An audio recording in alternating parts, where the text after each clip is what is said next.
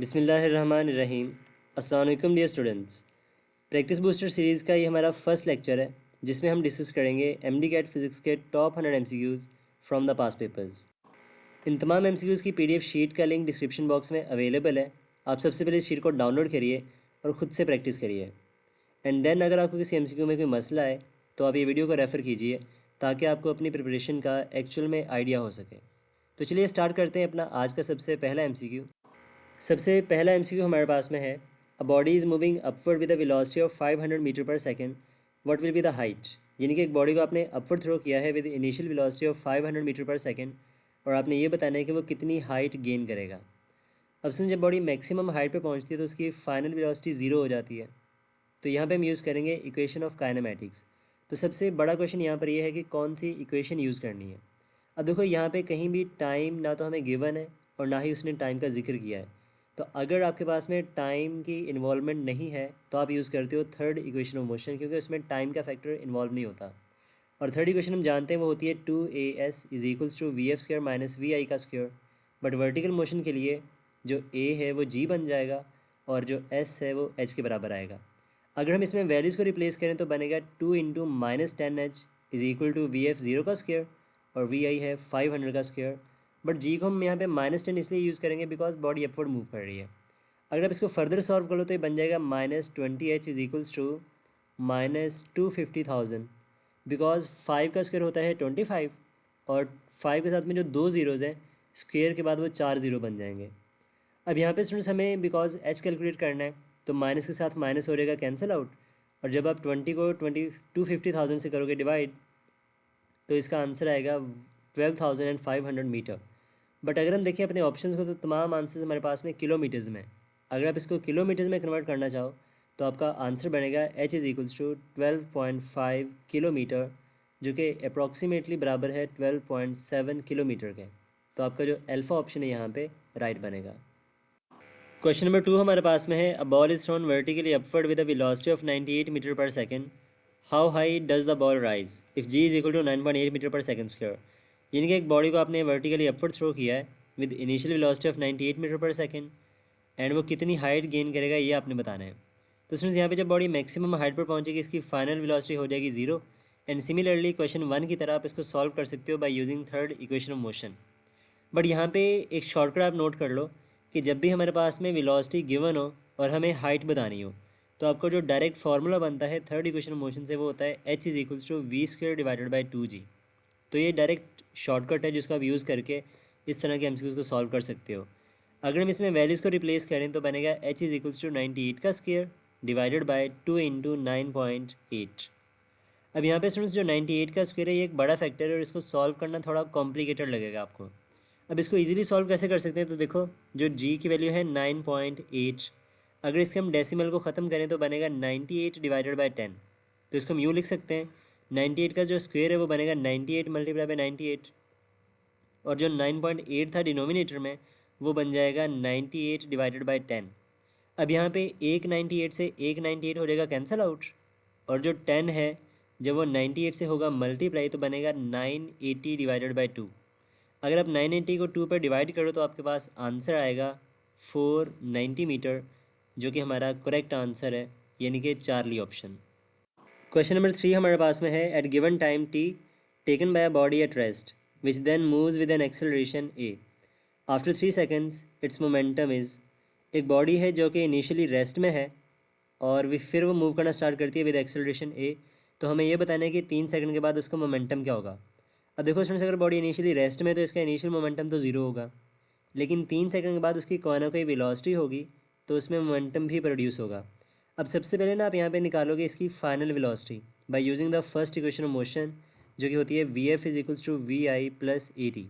अब यहाँ पे बिकॉज इनिशियली बॉडी रेस्ट में थी तो उसकी इनिशियल वेलोसिटी ज़ीरो हो जाएगी, तो वी एफ जो है वो बराबर आएगा ज़ीरो प्लस ए इंटू टी, क्योंकि हमें 3 सेकंड के बाद उसकी वेलोसिटी चाहिए। तो यहाँ पे हमारे पास में जो फाइनल वेलोसिटी है वो बन जाएगी 3a के इक्वल। अब हम जानते हैं कि मोमेंटम का फार्मूला होता है product of mass and velocity, तो फाइनल मोमेंटम जो है वो होगा mv/f के इक्वल, या फिर सिंपली आप इसको mv लिख लो यहाँ पे। अब हमारे पास में 3 सेकंड के बाद जो उसकी वेलोसिटी है वो 3a के बराबर है। एंड यहाँ पे जो मास है तो इसको अगर हम निकालें from second law of Newton, F is equal to M S है, तो मैस की वैल्यू हमारे पास में होती है फोर्स डिवाइडेड बाय एक्सेलरेशन। अगर हम यहाँ पे मैस की वैल्यू रिप्लेस करें एफ ओवर ए और वी की वैल्यू रिप्लेस करें 3a, तो ए से ए हो जाएगा कैंसिल आउट और हमारा मोमेंटम आएगा 3 टाइम्स ऑफ द फोर्स के इक्वल, यानी कि 3f के बराबर। तो हमारा जो करेक्ट ऑप्शन है यहाँ पर वो बनेगा बीटा। क्वेश्चन नंबर 4 हमारे पास में है, a rock is dropped from a high bridge at the end of 3 second of free fall, the speed of the rock in centimetre पर सेकेंड इज़। यानी इसमें ये कहते हैं कि एक रॉक को आपने ड्रॉप किया है एक ब्रिज से, तो 3 सेकंड के बाद उसकी स्पीड क्या होगी। अब देखो स्टूडेंट, जब आप बॉडी को फ्रीली रिलीज़ करोगे तो उसकी इनिशियल वेलोसिटी ज़ीरो होगी और इसका जो एक्सेलरेशन है वो होगा जी के बराबर। तो यहाँ पे हमने इसकी फाइनल वेलोसिटी निकालनी है कि जब वो बॉटम पर पहुँचेगा तो कितनी होगी।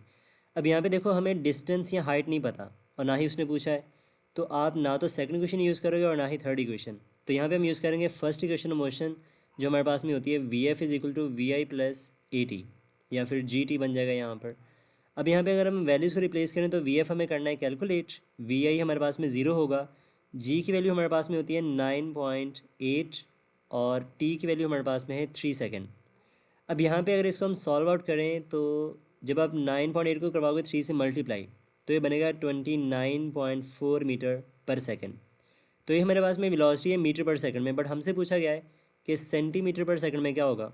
तो जब आपने मीटर से सेंटीमीटर में जाना होता है तो आप इसको 100 से करवाते हो मल्टीप्लाई, जब आप इसको 100 से करवाओगे मल्टीप्लाई तो आंसर आएगा 2940 सेंटीमीटर पर सेकंड। तो ये हमारा करेक्ट ऑप्शन है। तो गिवन ऑप्शन में से आपका जो डेल्टा ऑप्शन है वो करेक्ट होगा। एमसीक्यू नंबर 5 है, two spheres of the same size, one of the mass 5 kilogram and other of the mass 50 gram are dropped simultaneously from a tower. When they are about to touch the ground, they have the same. वो कहते हैं कि दो bodies हैं हमारे पास में जिनका मैस जो है 5 kg और 50 ग्राम है, तो जब वो ज़मीन को टच करने वाले होंगे तो उनके पास में कौन सी ऐसी क्वांटिटी है जो कि सेम होगी। अब देखो स्टूडेंट्स, यहाँ पर अगर हम बात करें काइनेटिक एनर्जी की, फर्स्ट ऑप्शन की, तो काइनेटिक एनर्जी का फॉर्मूला होता है 1/2 mv²। तो ये मैस पर डिपेंड करती है, तो अगर उनका मैस डिफरेंट है तो दोनों बॉडीज़ की जो काइनेटिक एनर्जी है वो डिफरेंट होगी। पोटेंशियल एनर्जी या फिर ग्रेविटेशनल पोटेंशियल एनर्जी का फॉर्मूला होता है mgh, तो ये भी मैस डिपेंडेंट है। तो अगर मैस डिफरेंट है तो ज़ाहिर बात है पोटेंशियल एनर्जी भी डिफरेंट होगी। मोमेंटम हमारे पास में होता है mv के बराबर, तो ज़ाहिर बात है यहाँ पर भी मैस डिफरेंट है, तो मैस की वजह से मोमेंटम डिफरेंट होगा। अब हमारे पास में बचा है डेल्टा ऑप्शन, तो उनका डेल्टा ऑप्शन यहाँ पे करेक्ट हो सकता है। अब ये एक्सेलरेशन होगा कौन सा, तो जब भी हम किसी बॉडी को फ्रीली फॉल करते हैं या ड्रॉप करते हैं डाउनवर्ड डायरेक्शन में, तो उसका जो एक्सेलरेशन होता है वो हमेशा ग्रेविटेशनल एक्सेलरेशन कहलाता है। और हम जानते हैं ग्रेविटेशनल एक्सेलरेशन जो है उसकी वैल्यू होती है 9.8 मीटर पर सेकंड स्क्वायर, जो कि दोनों बॉडीज़ के लिए सेम होगा बिकॉज ये मैस पर डिपेंड नहीं करता। तो यहाँ पे हमारे पास में जो डेल्टा ऑप्शन है हमारा वो करेक्ट होगा, दोनों मैसेस का जो ग्रेविटेशनल एक्सेलरेशन है वो सेम होगा। क्वेश्चन नंबर 6 हमारे पास में है, a car at rest start moving with linearly uniformly increasing velocity, after 20 second it attains the maximum velocity of 80 meter per second, what is the distance covered during this interval. यानी एक body rest से चलना start करती है और 20 second के बाद उसकी जो वेलोसिटी है वो मैक्सिमम हो जाती है, मीन्स के 80 मीटर पर सेकेंड। तो हमें ये बताना है वो कितना डिस्टेंस कवर करेगी। अब सिंस यहाँ पे ना जब भी आपने डिस्टेंस निकालना है तो हम यूज़ करते हैं थर्ड या फिर सेकंड इक्वेशन ऑफ मोशन। अब हम जिस भी इक्वेशन की बात करें वहाँ पे हमें एक्सेलरेशन की रिक्वायरमेंट होती है, तो सबसे पहले आप यहाँ पे कैलकुलेट करोगे एक्सेलरेशन। तो एक्सेलरेशन का फॉर्मूला हम जानते हैं V F minus V I divided by time. अब यहाँ पे वी एफ हमारे पास में है 80 और वी आई हमारे पास में है 0 एंड टाइम हमारे पास में है 20 सेकेंड। जब आप इस फॉर्मूले में वैल्यूज पुट करोगे और इसको सॉल्व करोगे तो एक्सेलरेशन आएगा 4 मीटर पर सेकेंड स्क्वायर। अब इसके बाद डिस्टेंस निकालने के लिए हम यूज़ करते हैं सेकंड या फिर थर्ड इक्वेशन ऑफ मोशन। तो सबसे ज़्यादा आसान आई थिंक सो कि सेकंड इक्वेशन ऑफ मोशन है जिसको हम इजीली अप्लाई कर सकते हैं। तो वहाँ पे आप देखो तो S is equal to V I T plus half A T square होता है, तो वी आई बिकॉज ज़ीरो है तो वी आई टी का फैक्टर ज़ीरो हो जाएगा और डिस्टेंस का फॉर्मूला बनेगा S is equal to 1/2 A T square. अब ए हमारे पास में है 4 के इक्वल और टाइम हमारे पास में है 20 का स्क्र। तो अगर हम यहाँ पे 4 को 2 पे डिवाइड कर लें तो ये बन जाएगा 2 और 20 का स्क्वायर होता है 400। तो जब आप 400 को 2 से करवाओगे मल्टीप्लाई तो आंसर आएगा 800 मीटर। तो 20 सेकंड में जो बॉडी डिस्टेंस कवर करेगी वो बराबर होगा 800 मीटर के। तो आपका चार्ली ऑप्शन है वो करेक्ट हो जाएगा। एमसीक्यू नंबर 7 है, a body moves with a constant velocity and covers x meter in the first second and y meters in the next 4 second, then what will be the relation between x and y? अब सुनिए यहाँ पे देखो क्या कहते हैं कि एक बॉडी है जो कि x मीटर्स कवर करती है फर्स्ट सेकंड के अंदर। लेट्स से x उसने कवर किया 1 सेकंड में, और फिर अगले 4 सेकंड में वो कवर करती है y मीटर्स। तो हमें बताना है कि x और y का रिलेशनशिप क्या होगा। अब देखो यहाँ पे स्टूडेंट्स ने बात की है कांस्टेंट वेलोसिटी की। तो जब भी बॉडी कांस्टेंट वेलोसिटी से मूव करती है तो वो इक्वल टाइम में इक्वल डिस्टेंस कवर करती है। अगर बॉडी 1 सेकंड में x मीटर कवर कर रही है तो 4 सेकंड में वो 4x कवर करेगी, यानी कि जो y है वो 4 टाइम्स ऑफ x के बराबर होगा। तो ये हमारा करेक्ट रिलेशन है, तो आपका बीटा ऑप्शन यहाँ पे करेक्ट होगा। MCQ नंबर 8 है the product of force and time is equal to. तो फोर्स एंड टाइम का जो प्रोडक्ट है वो किसके इक्वल होता है? अब सुन यहाँ पे ना बेसिकली हमारे पास में जो product of force and time है ये बराबर होता है इम्पल्स के। तो इसका फॉर्मूला बनता है force multiply by time. And basically हमारे पास में जो इम्पल्स में जो फोर्स होती है इम्पल्सिव फोर्स, ये होती है rate of change of momentum के, जिसको हम लिखते हैं डेल्टा पी ओवर टी। अगर यहाँ से टी से टी को कैंसिल करें तो इम्पल्स बराबर आएगी चेंज इन मोमेंटम के। तो product of force and time बराबर होता है इम्पल्स के, जो कि फर्दर इक्वल होती है इंस्टेंटेनियस चेंज इन मोमेंटम के। तो आपका चार्ली ऑप्शन है यहाँ पे करेक्ट होगा। MCQ नंबर 9 है which one of the following is the angle of projection of a projectile if its range is equal to its height. यानी कि आपसे सिंपली वो ये पूछ रहा है कि वो कौन सा एंगल ऑफ प्रोजेक्शन है जहाँ पर रेंज और हाइट आपस में बराबर होते हैं। तो स्टूडेंट्स रेंज और हाइट का ना एक ज़बरदस्त किस्म का शॉर्टकट है जिसको आपने यहाँ पे यूज़ करना है और उसको सॉल्व करना है। वैसे आप इसको याद भी रख सकते हो। तो ये शॉर्टकट हमारे पास में होता है रतन चोर है, यानी कि relationship between height and range क्या होता है r tan theta is equals to 4h, जिसको आप इस तरह से पढ़ते हो रतन चोर है। तो रतन हो गया r tan थीटा और चोर है ये 4h के बराबर आएगा। अब यहाँ पे कंडीशन हमें ये गिवन है कि r जो है वो h के इक्वल है। अगर आप r को h से रिप्लेस करो या h को r से रिप्लेस करो तो बनेगा r tan theta is equals to 4r। तो दोनों साइड से r हो जाएगा कैंसिल आउट, तो आएगा tan theta is equal to 4। हमें बिकॉज थीटा निकालना है तो थीटा आएगा tan इनवर्स ऑफ 4 के बराबर, और tan इनवर्स ऑफ 4 जो है ये बराबर होता है 76 डिग्री के। तो हमारे पास में ये वो ऑप्शंस हैं जहाँ पर जहाँ पर रेंज जो है वो हाइट के बराबर होती है। तो आपके दो आंसर यहाँ पे करेक्ट हो सकते हैं। कई बार उसने पूछा होता है कि थीटा किसके बराबर हो, तो वहाँ पे ऑप्शन में आपके पास होता है tan inverse of 1 2 3 and 4 etcetera, या फिर डिग्रीज़ में होता है। तो tan इनवर्स ऑफ 4 तब भी रेंज और हाइट बराबर होगी, एंड अगर थीटा जो है वो 76 डिग्री हो तब भी हमारे पास में जो रेंज एंड हाइट है वो बराबर होंगे। तो आपका जो डेल्टा ऑप्शन है यहाँ पे वो करेक्ट होगा। क्वेश्चन नंबर 10 हमारे पास में है an object is thrown vertically upward with a velocity of 20 meter per second, how much time it will take to reach the highest point. यानी कि एक स्टोन को आपने वर्टिकली अपवर्ड थ्रो किया है 20 मीटर पर सेकेंड की velocity से, और वो हाईएस्ट पॉइंट पर कितने टाइम में पहुँचेगा ये हमें बताना है। तो उसने यहाँ पे देखो उसने ना तो हमें हाइट बता रखी है और ना ही डिस्टेंस। तो यहाँ पे अगर हम इक्वेशन ऑफ मोशंस की बात करें तो ना तो हम सेकंड इस्तेमाल कर सकते हैं और ना ही थर्ड इक्वेशन ऑफ मोशन। तो हम यहाँ पे यूज़ करेंगे फर्स्ट इक्वेशन ऑफ मोशन जो कि होती है V F is equal to V I plus C T. अगर हम इसमें वैल्यूज़ को रिप्लेस करें तो जब बॉडी मैक्सिमम हाइट पर पहुँचेगी तो उसकी फाइनल वेलोसिटी 0 हो जाएगी, और इनिशियल वेलोसिटी हमारे पास में 20 है, और जो एक्सेलरेशन है वो बराबर होगा जी के। तो हमारे पास में वैल्यू बनेगी 0 is equal to V I minus G T, या फिर आप कह लो कि टाइम का जो फॉर्मूला यहाँ से बनेगा वो बनेगा वी आई डिवाइडेड बाई जी। अगर हम इसमें वैल्यूज़ को रिप्लेस करें तो वी आई की वैल्यू 20 है और जी को हम 10 यूज़ करते हैं, तो आपका जो आंसर है अप्रॉक्सीमेटली वो बनेगा 2 सेकेंड्स, जो कि हमारा करेक्ट ऑप्शन है। तो हमारा बीटा यहाँ पे राइट आंसर आएगा। क्वेश्चन नंबर 11 है the kinetic energy of a projectile at the highest point is half of its initial kinetic energy. तो प्रोजेक्टाइल मोशन में मैक्सिमम हाइट पर जो काइनेटिक एनर्जी है वो इनिशियल का हाफ है। तो हमें बताना है कि एंगल ऑफ प्रोजेक्शन क्या होगा। तो स्टूडेंट्स यहाँ पे ना आपने याद रखना है काइनेटिक एनर्जी का formula in case of projectile motion. तो हाईएस्ट पॉइंट पर जो काइनेटिक एनर्जी होती है वो बराबर होती है initial kinetic energy into cos square theta. अब यहाँ पे कंडीशन हमें ये गिवन है कि मैक्सिमम हाइट पर जो काइनेटिक एनर्जी है वो इनिशियल काइनेटिक एनर्जी का हाफ है, यानी कि 1/2 आ गया वहाँ पे। अगर इसको हम काइनेटिक की जगह पे वैल्यू रिप्लेस करें तो फॉर्मूला बनेगा initial kinetic energy by 2 is equal to initial kinetic energy cos square theta. अब यहाँ पे देखो दोनों साइड से इनिशियल काइनेटिक एनर्जी का फैक्टर हो जाएगा कैंसिल आउट, तो बचेगा 1/2 is equal to cos square theta. अब यहाँ पे क्योंकि कॉस स्क्वायर थीटा है तो आप लोग इसका स्क्वायर रूट, तो कॉस थीटा बराबर आएगा 1/√2 के।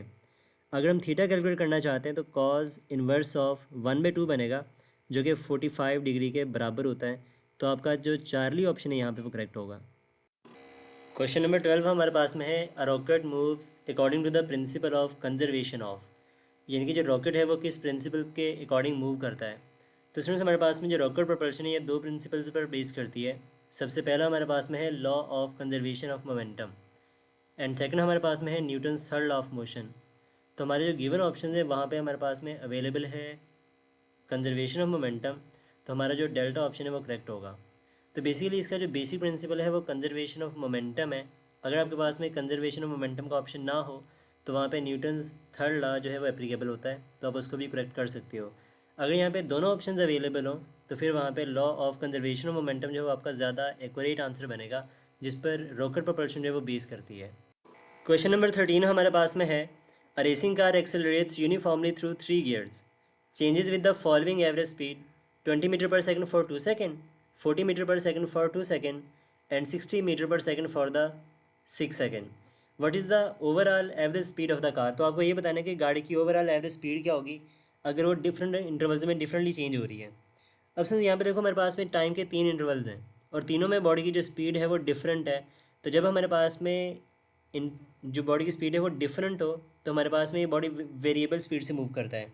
और जब भी कोई बॉडी वेरिएबल स्पीड से मूव करे तो एवरेज स्पीड का सिंपल सा फॉर्मूला होता है total distance divided by total time. अब यहाँ पे हमारे पास में स्टूडेंट्स डिस्टेंस गिवन नहीं है, तो आपको हर इंटरवल का डिस्टेंस कैलकुलेट करना पड़ेगा by using S is equal to V T. तो हमारे पास में फर्स्ट इंटरवल की स्पीड और टाइम है, सेकंड इंटरवल की स्पीड और टाइम है, एंड थर्ड इंटरवल का स्पीड एंड टाइम हमें मालूम है। तो आप हर इंटरवल का डिस्टेंस निकालो और उसको टोटल टाइम पे डिवाइड कर दो तो आपका आंसर आ रहेगा। तो अगर मैं इसको एक ही लाइन में समराइज़ करूँ तो ये बनेगा 20 multiply by 2 plus 40 multiply by 2 and plus 60 multiply by 6 divided by total time. तो 20/2 ये बनेगा 40 एंड 40/2 बनेगा 80 एंड 60 इंटू 6 ये बनेगा 360। तो जब आप इन तमाम फैक्टर्स को आपस में ऐड अप करोगे तो आंसर आएगा 480 डिवाइडेड बाय 10।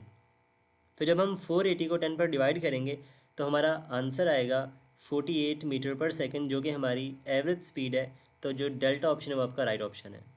क्वेश्चन नंबर 14 हमारे पास में है, an elevator in which a man is standing moving upward with a constant speed of 10 meter per second. If a man drop a coin front a height of 2.5 meter, find the time taken by it to reach the floor of the elevation if g is equal to 9.8 meter per second square. अब सोचिए यहाँ पे वो ये कह रहे हैं कि एक पर्सन है जो कि कांस्टेंट स्पीड से एलिवेटर में मूव कर रहा है और 2.5 मीटर की हाइट से वो एक कॉइन को ड्रॉप करता है। तो आपने ये बताना है वो कितने टाइम में फ्लोर तक पहुँचेगा। अब सोचिए यहाँ पे हमारे पास में देखो जो एलिवेटर है वो कांस्टेंट स्पीड से मूव कर रहा है तो उसमें कोई एक्सेलरेशन प्रोड्यूस होगा नहीं। तो जब वो कॉइन को ड्रॉप करेगा तो कॉइन में जो एक्सेलरेशन होगा वो सिर्फ और सिर्फ ग्रेविटेशनल एक्सेलरेशन होगा और ये फ्री फॉल बनेगा। तो जब भी हमारे पास में फ्री फॉल का केस हो और आपको हाइट पता हो तो टाइम निकालने के लिए हमारा जो फार्मूला है वो होता है square root of 2h divided by g. तो जब इसमें हम वैल्यूज़ को रिप्लेस करेंगे तो बनेगा t is equal to square root of 2 into 2.5 divided by 9.8। अब सिंस यहाँ पे जब आप 2 को 9.8 पे डिवाइड करोगे तो 9.8 जो है ये कन्वर्ट हो जाएगा 4.9 में। अब यहाँ पे आप देखो तो 2.5 और 4.9 में डेसिमल के बाद ना एक डिजिट है, तो आप ये डेसिमल को जब यहाँ से हटाओगे तो ये बनेगा square root of 25 divided by 49। अब हम जानते हैं कि स्क्वायर रूट ऑफ 25 ये होता है 5 के इक्वल और 49 का स्क्वायर रूट ये होता है 7, तो बनेगा 5 डिवाइडेड बाई 7, जिसको जब हम सॉल्व करेंगे तो अप्रॉक्सीमेटली बनेगा 0.71 सेकेंड्स, जो कि हमारा राइट आंसर है। तो हमारा जो गिवन ऑप्शन है वहाँ पे जो अल्फ़ा आपका ऑप्शन है वो राइट होगा, अप्रॉक्सीमेटली 0.707 सेकेंड्स। क्वेश्चन नंबर 15 है, a car travelling at a constant speed of 90 kilometre per hour rounds a curve of radius 100 metre, what is its acceleration. तो सुन यहाँ पे आपको एक्सेलरेशन बताना है जब गाड़ी जो है वो एक कर्व को टर्न करेगी तो उस केस में उसका एक्सेलरेशन क्या होगा। तो यहाँ पर जब भी बॉडी कर्व को टर्न करेगी या सर्कुलर पाथ में मूव करेगी तो उसमें जो एक्सेलरेशन प्रोड्यूस होता है वो होता है सेंट्रीपिटल एक्सेलरेशन। तो सेंट्रीपिटल एक्सेलरेशन का जो फार्मूला है वो हमारे पास में होता है v² डिवाइडेड बाय आर। अब यहाँ पे हमारे पास में जो स्पीड गिवन है वो है 90 किलोमीटर पर आवर और हमें चाहिए मीटर पर सेकंड में। तो जब आप 90 किलोमीटर पर आवर को कन्वर्ट करोगे मीटर पर सेकंड में तो 90 को आपको मल्टीप्लाई करवाना है 1000 के साथ में, और 1 घंटे में 3600 सेकंड होते हैं तो इसको आप 3600 से करोगे डिवाइड। अब यहाँ पे देखो 2 ज़ीरो से 2 ज़ीरो हो जाएंगे कैंसिल आउट। जब आप 900 को 36 से करोगे डिवाइड तो आपके पास में जो आंसर आएगा वो बनेगा 25 मीटर पर सेकेंड। अब यहाँ पे अगर ये वैल्यूज़ हम पुट करें अपने फार्मूले के अंदर तो बनेगा A = 25 का स्क्वायर डिवाइडेड बाई 100, और हम जानते हैं 25 का स्क्वायर बराबर होता है 625 के। जब आप इसको 100 पे डिवाइड करोगे तो आंसर आएगा 6.25 मीटर पर सेकेंड स्क्वायर। तो आपका जो बीटा बल्कि सॉरी चार्ली ऑप्शन जो है यहाँ पे राइट ऑप्शन है। MCQ नंबर 16 है, a bullet on penetrating 30 centimetre into its target loses its velocity bye 50%। यानी कि जब एक बुलेट टारगेट को हिट करती है तो 30 सेंटीमीटर का डिस्टेंस कवर करने में वो 50% एनर्जी लॉस कर देती है। What additional distance will its penetrate into the target before it comes to rest. तो हमने ये बताना है कि वो कितना एडिशनल डिस्टेंस कवर करेगी रेस्ट में आने से पहले। अब सोचिए यहाँ पे देखो उसने हमें क्या बता रखा है, डिस्टेंस स्पीड बता रखा है और डिस्टेंस हमसे पूछ रहा है, और यहाँ पे हमें टाइम का पता नहीं है। तो इसका मतलब ना तो हम यहाँ पे फर्स्ट इक्वेशन यूज़ कर सकते हैं और ना ही यहाँ पर सेकंड इक्वेशन मोशन यूज़ कर सकते हैं। तो यहाँ पर हम यूज़ करेंगे थर्ड इक्वेशन ऑफ मोशन जो हमारे पास में होती है 2AS = VF² - VI का स्क्वायर। अब यहाँ पे देखो आप स्टूडेंट्स, हमारे पास में जो बॉडी की इनिशियल वेलोसिटी लेट्स से वो v के बराबर है, तो जब वो टारगेट को हिट करती है तो वो 50% अपनी वेलोसिटी लूज़ कर देती है। यानी कि अगर उसकी इनिशियल v है तो 50% का मतलब ये कि उसकी जो फाइनल वेलोसिटी है वो v/2 बन जाएगी। तो अगर मैं ये वैल्यूज़ यहाँ पे पुट करूँ तो बनेगा 2AS = फाइनल वेलोसिटी 50% है, यानी कि v/2 का स्क्वायर, और इनिशियल वेलोसिटी हमने कंसीडर करी है v, तो ये बन जाएगा v का स्क्वायर। तो जब आप v/2 के स्क्वायर को सॉल्व करोगे तो ये बनेगा v²/4 - v², और जब आप इसको एलसीएम लेकर सॉल्व करोगे तो आपका आंसर आएगा 2AS = -3v² डिवाइडेड बाय 4। आप इसको नाम दे दो इक्वेशन नंबर 1 का। सिमिलरली हम ये इक्वेशन अप्लाई करेंगे सेकंड पार्ट के अंदर, जब हमारी 50% के बाद बॉडी जो बुलेट है वो ट्रैवल करेगी रेस्ट में आने से पहले। अब देखो जब बॉडी 30 सेंटीमीटर का डिस्टेंस कवर कर लेते तो उसकी वेलोसिटी बनती है 50% की v/2। अब यहाँ पे हमें बताना है कि एडिशनल कितना डिस्टेंस होगा, यानी कि लेट से आप x डिस्टेंस की बात करते हो तो हमारी इक्वेशन बनेगी 2AX = VF² - VI का स्क्वायर। अब यहाँ पे हमारे पास में जो s है वो बराबर होगा एडिशनल डिस्टेंस के, यानी कि लेट से वो x के इक्वल है। फाइनल वेलोसिटी जब बुलेट रेस्ट में आ जाएगी तो वो ज़ीरो होगी। इनिशियल जब वो मूव कर रही है 30 का कवर करने के बाद तो वो वेलोसिटी उसके पास है v/2 का स्क्वायर। जब आप इसको सॉल्व करोगे तो बनेगा 2AX = -v²/4। इसको आप नाम दे दो इक्वेशन नंबर 2 का। अब सोच यहाँ पे देखो हमारे पास में इस इक्वेशन में जो फैक्टर है -v²/4, अगर हम इसको कंपेयर करें क्वेश्चन नंबर 1 से तो वहाँ पर भी देखो -v²/4 आपको नज़र आ रहा है। अगर आप 3 को साइड पे कर लो तो जहाँ पे -v²/4 है इक्वेशन नंबर 1 में, वहाँ पर हम पुट कर सकते हैं 2AX। तो जब इन दोनों को हम सॉल्व करेंगे इक्वेशन नंबर 1 और 2 को, तो हम यूँ लिख सकते हैं 2AS = 3 टाइम्स -v²/4 के पे आप लिखोगे 2AX। अब यहाँ पे दोनों साइड से a हो जाएगा कैंसिल आउट, तो हमारे पास में बनेगा 2S = 6 times of x।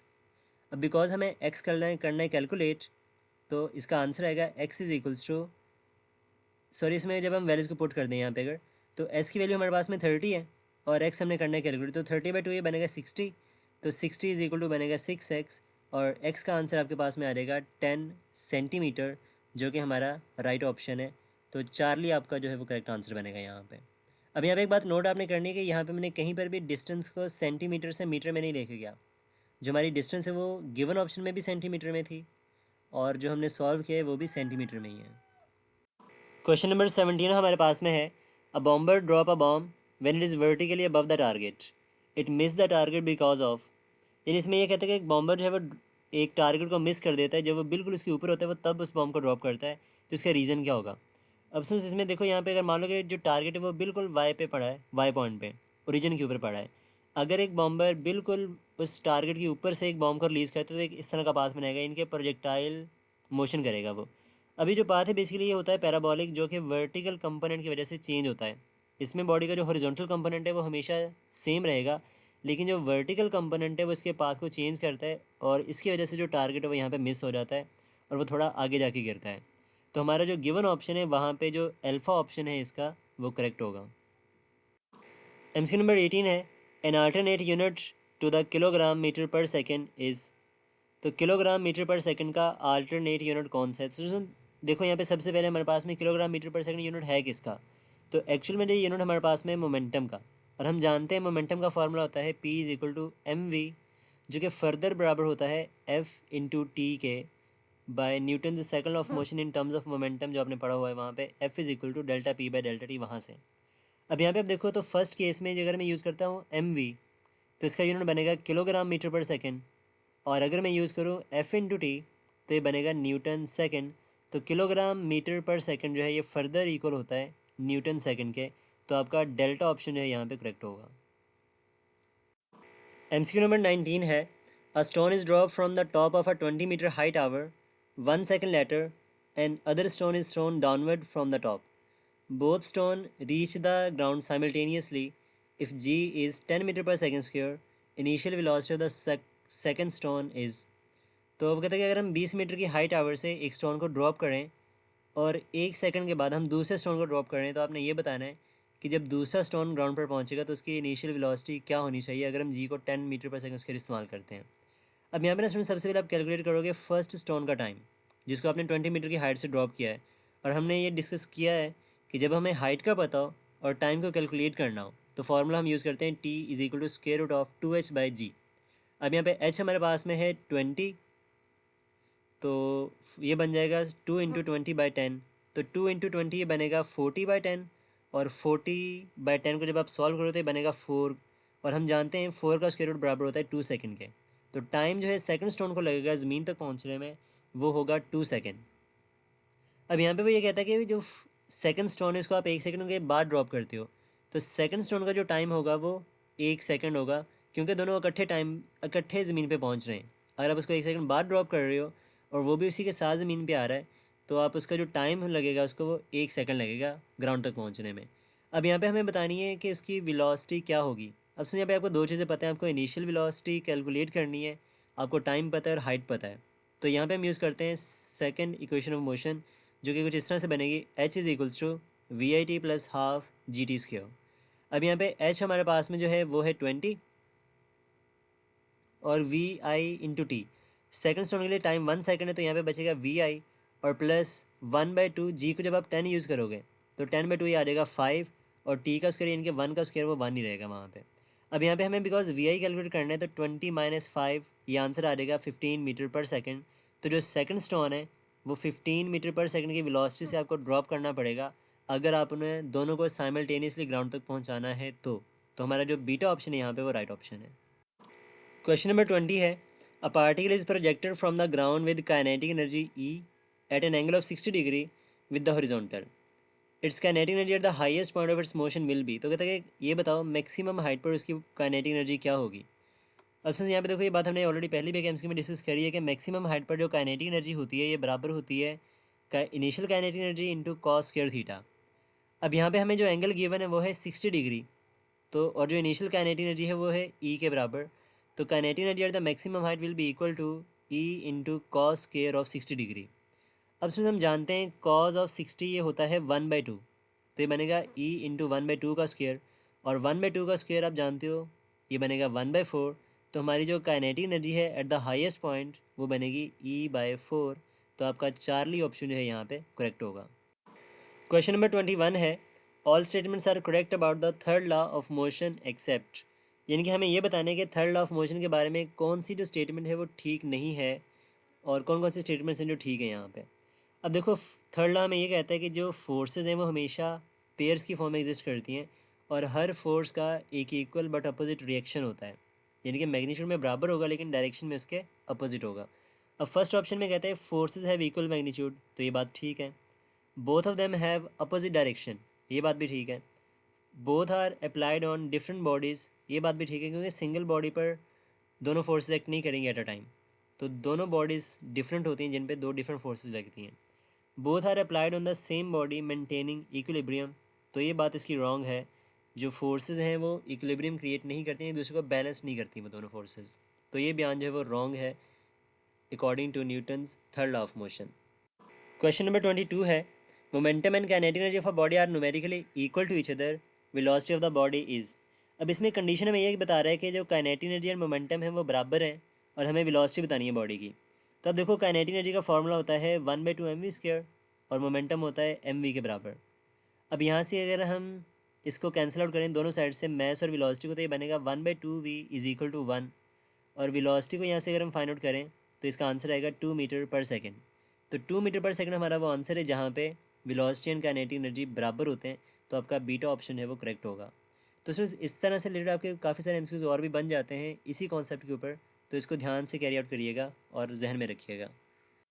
Question number 23 है, 3 kilogram stone falls from 20 metre high platform. एक 3 किलोग्राम का पत्थर है जो कि 20 मीटर की हाइट से आप ड्रॉप करते हो। Find its falling speed at 10 metre height. तो आपको ये बताना है कि 10 मीटर की हाइट पर उसकी फॉलिंग स्पीड क्या होगी। तो स्टूडेंट, जब भी आपके पास में हाइट गिवन हो और आपसे पूछा जाए कि इस हाइट पर उसकी वेलोसिटी क्या है, तो वेलोसिटी का डायरेक्ट आपने शॉर्टकट यूज़ करना है, v is equal to square root of 2gh। अब यहाँ पे हमें जिस हाइट पर उसकी स्पीड बतानी है वो है 10 मीटर।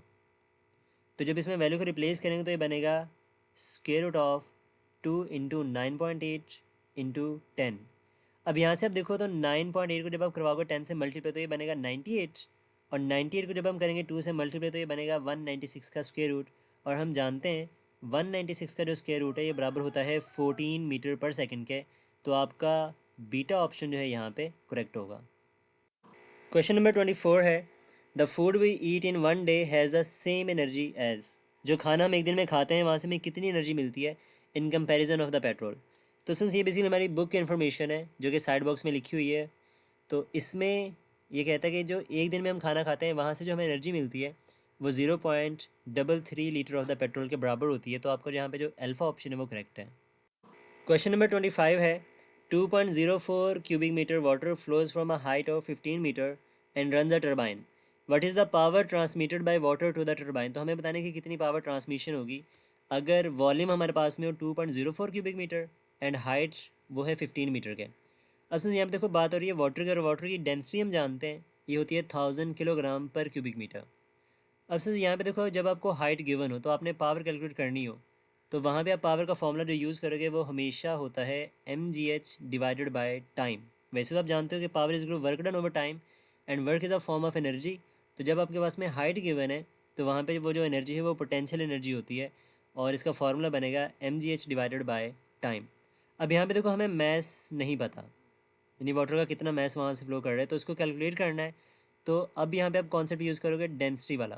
तो density is equal to mass over volume होता है, और अगर मैं निकालूँ मैस वहाँ से तो फॉर्मूला बनेगा डेंसिटी मल्टीप्लाइड बाय वॉल्यूम। तो ये पावर का फॉर्मूला बन जाएगा density into volume into GH divided by time.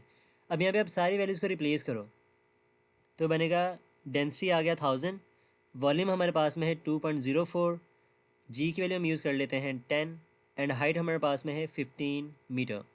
अब यहाँ पे टाइम हमें नहीं पता, तो टाइम को हम यहाँ पे यूनिट टाइम कंसीडर करेंगे, यानी कि 1 कंसीडर करेंगे। तो जब यहाँ पे आप इसको सॉल्व आउट करोगे तो ये बनेगा, अब देखो यहाँ पे सुन, जब आप 2.04 को 10 से करवाओगे मल्टीप्लाई तो बनेगा 20.4, और जब 20.4 को 15 से करोगे मल्टीप्लाई तो बनेगा 306 इंटू ये 1000 वैसे का वैसा। अब यहाँ पे अगर हम देखें ना अपने ऑप्शंस को तो वहाँ पे वो सारे ऑप्शन किलो वाट में हैं, तो यहाँ पे 1000 को मैं एज इट इज़ छोड़ रहा हूँ, तो जो 1000 है वो कन्वर्ट हो जाएगा किलो के अंदर, तो ये बन जाएगा 306 किलो वाट, जो अप्रॉक्सीमेटली 300 के करीब करीब है। यानी कि अगर हम यहाँ पे जी की वैल्यू 9.8 यूज़ करेंगे तो आपका जो आंसर है अप्रॉक्सीमेटली एग्जैक्ट 300 किलो वाट आ जाएगा। तो हमारा जो चार्ली ऑप्शन है यहाँ पे करेक्ट होगा। MCQ नंबर 26 है, consider an object is placed on a frictionless inclined plane at a height of 5 metre. If it is release what will be the velocity at the bottom of the incline plane. वो कहता है कि एक body को आप 5 metre की height से role करते हो, तो ये बताओ जब वो बॉटम पर पहुँचेगा तो उसकी स्पीड क्या होगी। तो ये फॉर्मूला हमने ऑलरेडी स्टूडेंट पहले भी डिस्कस किया है कि जब हमारे पास में हाइट गिवन हो, हमें हाइट का पता और स्पीड बतानी हो, तो फॉर्मूला हम यूज़ करते हैं square root of 2gh। But इसको ड्राइव कैसे करना है चलो ये भी सीख लेते हैं। अब यहाँ पे देखो जब बॉडी एक स्पेसिफिक हाइट पे होगी तो उसमें होती है पोटेंशियल एनर्जी, जब वो रोल करके नीचे आएगा तो उसमें आएगी काइनेटिक एनर्जी। तो यहाँ पे लॉस इन पोटेंशियल एनर्जी बराबर होगा गेन ऑफ काइनेटिक एनर्जी के। पोटेंशियल एनर्जी हम जानते हैं हाइट की वजह से ही होती है mgh, और काइनेटिक होती है हाफ mv²। तो दोनों साइड से m से m हो गया कैंसिल आउट, 2 हो जाएगा मल्टीप्लाई, तो v का फार्मूला बनेगा स्क्वायर रूट ऑफ 2gh। अब इसमें वैल्यूज़ को रिप्लेस कर दो तो v is equal to 2 into 10 into 5, G को यहाँ पे हम 10 यूज़ कर रहे हैं, तो 5/2 10 एंड 10 इंटू 10 ये बनेगा 100। तो और 100 का स्क्वायर रूट आप जानते हो 10 मीटर पर सेकंड आंसर आ जाएगा आपका। तो ये हो गया हमारा राइट ऑप्शन यानी कि अल्फ़ा। क्वेश्चन नंबर 27 है 1000 kg car can accelerate from rest to speed of 25 metre per second in 10 seconds. What is the average power in kilowatts must the engine of the car produce in order to cause this acceleration? Neglect the friction losses.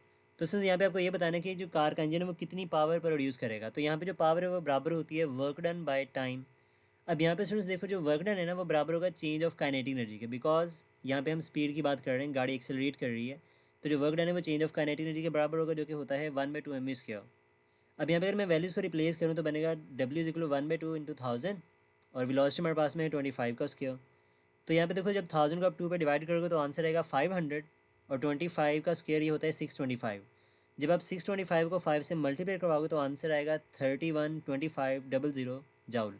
अब हमें बात करनी है power की, तो power का formula जानते हो W/T। अब वर्क डन हमारे पास में है 312500 डिवाइडेड बाई 10 कर दो, तो एक ज़ीरो से जब एक ज़ीरो कैंसिल आउट होगा तो आंसर आएगा 31250 वाट। अब हमें बतानी है किलो वाट में, तो आप इसको 1000 से डिवाइड कर दो तो आपका आंसर आएगा 31.25 किलो वाट, जो कि हमारा अल्फ़ा ऑप्शन जो है वो करेक्ट है। तो जो पावर आपकी है इंजन प्रोड्यूस करेगा गाड़ी को एक्सेलरेट करवाने के लिए वो होगी 31.25। क्वेश्चन नंबर 28 है if by some phenomena the earth contract to 1/2 of its parent size then value of the gravitational potential energy becomes. यानी इसमें ये कहते हैं कि अगर जो अर्थ है वो अपने करंट साइज से हाफ हो जाए, उसके रेडियस कम हो जाए, 1/2 हो जाए, तो ग्रेविटेशनल पोटेंशियल एनर्जी पे क्या फ़र्क पड़ेगा। अब सुन देखो यहाँ पे हमारे पास में जो ग्रेविटेशनल पोटेंशियल एनर्जी है ना, इसका फॉर्मूला होता है UG = -G M divided by R। अब यहाँ पे जो नेगेटिव साइन है वो बेसिकली ये इंडिकेट करता है कि जो ग्रेविटेशनल फील्ड है वो अट्रैक्टिव होती है। अब यहाँ से आप देखो तो ग्रेविटेशनल पोटेंशियल एनर्जी का R के साथ में इन्वर्स लिंक है, यानी कि अगर R को आप 1/2 करोगे तो जो पोटेंशियल एनर्जी है वो आपकी डबल हो जाएगी। तो यहाँ पे हमारे पास में जो बीटा ऑप्शन है वो करेक्ट होगा। क्वेश्चन नंबर 29 है 100 kilogram man run up a hill through a height of 4 metre in 2 second. How much work does he do against the gravitational force. तो आपको ये बताना है कि वो कितना वर्क डन करेगा। अब देखो स्टूडेंट्स यहाँ पे आपको मैथ्स पता है, हाइट पता है, टाइम पता है, तो टाइम हमारे वर्क के फॉर्मूले में यूज़ नहीं होता वैसे। तो जब आपको हाइट पता है तो वर्क डन जो है वो हमेशा बराबर होता है ग्रेविटेशनल पोटेंशियल एनर्जी के। अगर वो ग्रेविटेशनल फील्ड की बात कर रहा है तो ये वर्क डन बराबर होगा mgh के। m हमारे पास में है 100, g की वैल्यू 10 होती है और h हमारे पास में है 2 सेट, h हमारे पास में है 4 मीटर। तो जब आप यहाँ पे वैल्यूज पुट करोगे तो ये बनेगा 4000 जाउल। अगर आप इसको देखो अपने ऑप्शन में तो अप्रॉक्सीमेटली ये कुछ बनेगा 3920 जाउल के। जब आप जी की वैल्यू 9.8 यूज़ करोगे तो हमारा बीटा ऑप्शन जो यहाँ पे करेक्ट होगा। तो आप इस तरह से जी की वैल्यू 10 यूज़ कर लो, इजीली सॉल्व हो जाएगा, और फिर उसके जो आसपास का आंसर जो ज़्यादा करीब आंसर होगा आप उसको टिक कर लोगे वहाँ पे। तो इस केस में हमारा बीटा ऑप्शन जो है वो करेक्ट होगा अगर हम जी को 9.8 यूज़ करते हैं। क्वेश्चन नंबर 30 है work done bye a constant source of 1 kilowatt power that is 1000 जॉल पर सेकेंड इन 1 आवर इज़। अब सिंस यहाँ पे देखो क्या बात कर रहा है कि 1 किलोवाट पावर का जो सोर्स है वो 1 घंटे में जो वर्क करेगा वो किसके बराबर होता है। तो यहाँ पे वो बात कर रहे हैं कि 1 किलोवाट पावर जो है वो बराबर होती है 1000 जॉल पर सेकेंड की। तो उसमें बेसिकली कुछ नहीं है, सिर्फ डेफिनेशन है किलोवाट आवर की, जिसको हम कुछ इस तरह से डिफाइन करते हैं अपनी बुक्स में कि एनर्जी सप्लाइड या एनर्जी कंज्यूम्ड या फिर work done by the source of 1 kilowatt in 1 hour, और ये मैथमेटिकली बराबर होता है 3.6 मेगा जाउल के।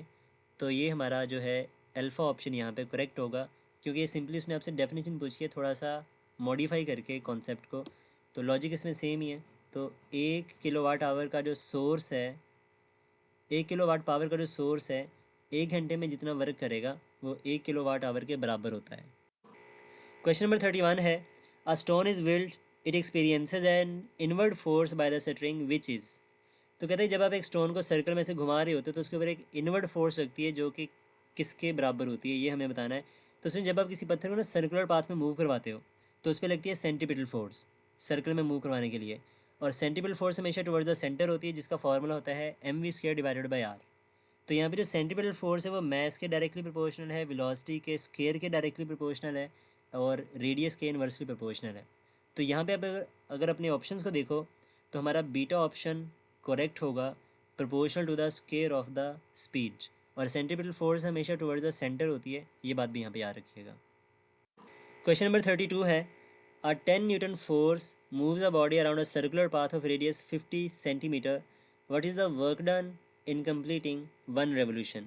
तो कहता है कि 10 न्यूटन की फोर्स लग रही है, 50 सेंटीमीटर का रेडियस है, आपने बताना है कि वर्क डन कितना होगा। तो स्टूडेंट जब भी कोई बॉडी सर्कुलर पाथ में मूव करती है तो वहाँ पे सेंटीपिटल फोर्स लगती है, और work done by the centripetal force हमेशा ज़ीरो होता है।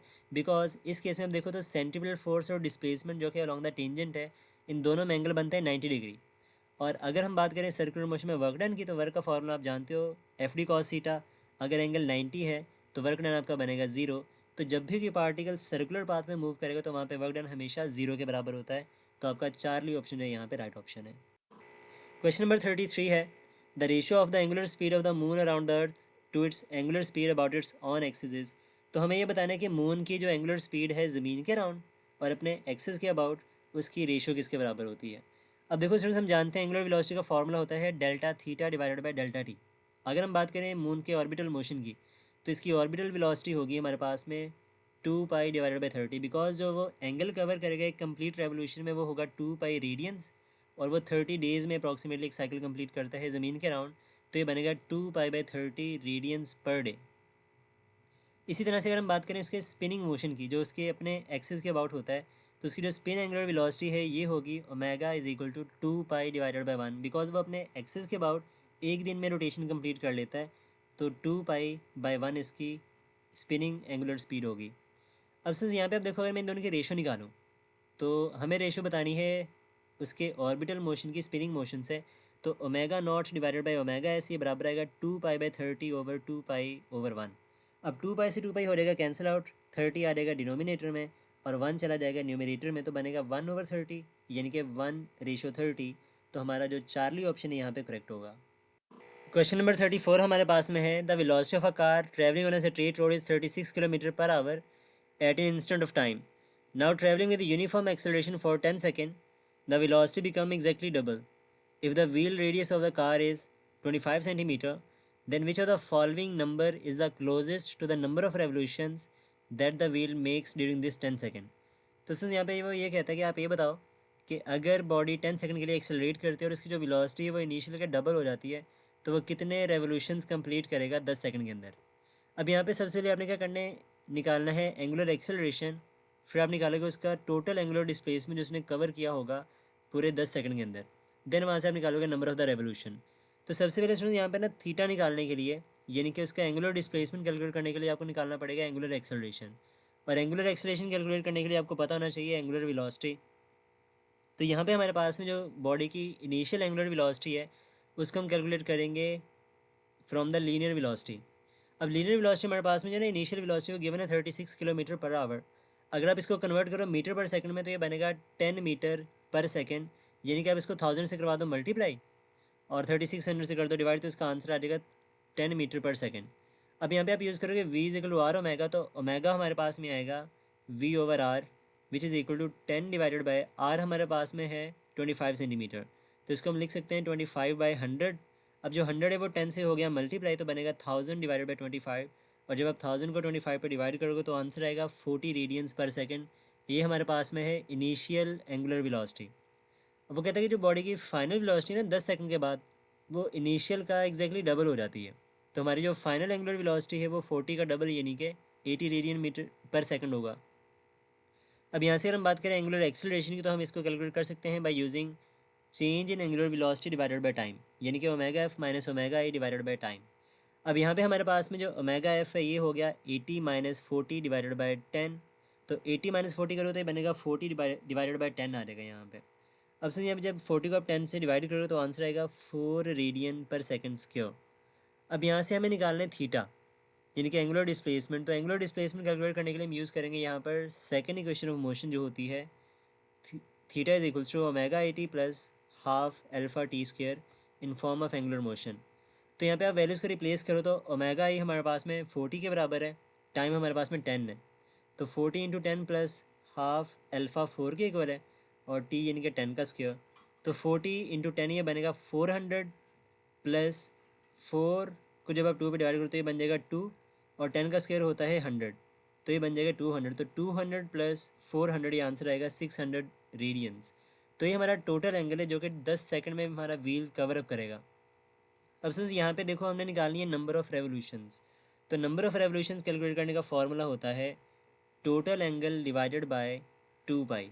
तो टोटल एंगल यहाँ पे हमारे पास में कवर हो रहा है 600 रेडियंस का। जब आप इसको 2 पाई पे डिवाइड करोगे, और पाई की वैल्यू अब देखो हमारे पास में अप्रॉक्सीमेटली अगर हम 3 यूज़ करते हैं तो 3 2 6, और जब आप 600 को 6 पे डिवाइड करोगे तो इसका आंसर आएगा अप्रॉक्सीमेटली 100, यानी कि जो तकरीबन तकरीबन 95 बन जाएगा अगर आप पाई की वैल्यू 3.14 यूज़ करते हो तो हमारे पास में 10 सेकंड में व्हील जो है वो 95 रेवोल्यूशंस कंप्लीट करेगा। तो हमारा बीटा ऑप्शन है यहाँ पे करेक्ट होगा। MCQ नंबर 35 है, when brakes of a car are applied angular velocity of a wheel reduces from 900 cycles per minute to 720 cycles per minute in 6 second, angular retardation is. तो सुन यहाँ से आपसे ना एंगुलर रिटार्डेशन पूछ रहा है, यानी कि नेगेटिव एक्सेलरेशन पूछ रहा है आपसे, क्योंकि यहाँ पे वेलोसिटी डिक्रीज़ कर रही है। जब वेलोसिटी डिक्रीज़ करेगी तो एक्सेलरेशन आपका नेगेटिव आएगा, और नेगेटिव साइन इंडिकेट करेगा कि वो रिटार्डेशन है। अब यहाँ पे सबसे पहले हमने निकालना है चेंज इन एंगुलर वेलोसिटी। तो जो डेल्टा ओमेगा है ये बराबर होगा फाइनल माइनस इनिशियल। फाइनल हमारे पास में है 720 साइकिल्स पर मिनट, और इनिशियल हमारे पास में है 900 साइकिल्स पर मिनट। तो आपका आंसर आएगा -180 साइकिल्स पर मिनट। तो नेगेटिव साइन बस ये इंडिकेट करेगा कि वेलोसिटी डिक्रीज़ हो रही है। अब यहाँ पे हमारे पास में अगर इसको हम कन्वर्ट करें रेडियन पर सेकंड में, तो आप जानते हो एक साइकिल जो है वो 2 पाई रेडियंस के बराबर होता है, और 1 मिनट में 60 सेकंड होते हैं। तो ये बनेगा delta omega is equals to 180 into 2 pi divided by 60। तो जब आप 60 को 180 पर डिवाइड करोगे तो आंसर आएगा 3, और जब हम 3 को 2 पाई से करवाएंगे मल्टीप्लाई तो आंसर आएगा 6 पाई रेडियंस पर सेकेंड।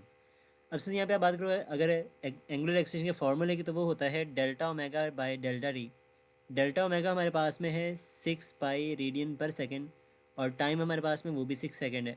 तो यहाँ पर 6 के साथ में 6 कैंसल आउट होगा, तो आपका आंसर आएगा पाई रेडियंस पर सेकेंड स्क्वायर। तो हमारा जो राइट ऑप्शन है यहाँ पे वो बनेगा अल्फ़ा। MCQ नंबर 36 है, in ripple tank 40 waves pass through a certain point in 1 second. तो एक रिपल टैंक में एक पॉइंट से 1 सेकंड में 40 वेव्स पास करती हैं।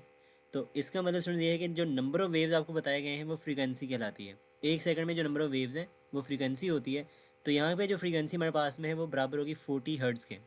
फिर कहता है if the wavelength of the wave is 5 centimetre then find the speed of the wave. अगर उसकी जो वेवलेंथ है वो 5 सेंटीमीटर, तो हमने इसकी स्पीड बतानी है। तो सेंटीमीटर से मीटर में जाने के लिए आप लिखोगे 5/100 मीटर। तो मैं सिंपली इसको ऐसे लिख लेता हूँ। अब हमें बतानी है स्पीड।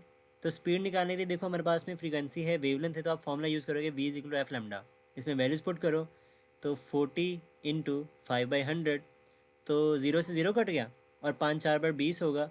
तो जब 20 को आप 10 पे डिवाइड करोगे तो आंसर आएगा 2 मीटर पर सेकेंड। तो हमारा जो राइट ऑप्शन है यहाँ पे वो बनेगा डेल्टा। MCQ नंबर 37 है, in Doppler effect if listener moves towards the stationary source then.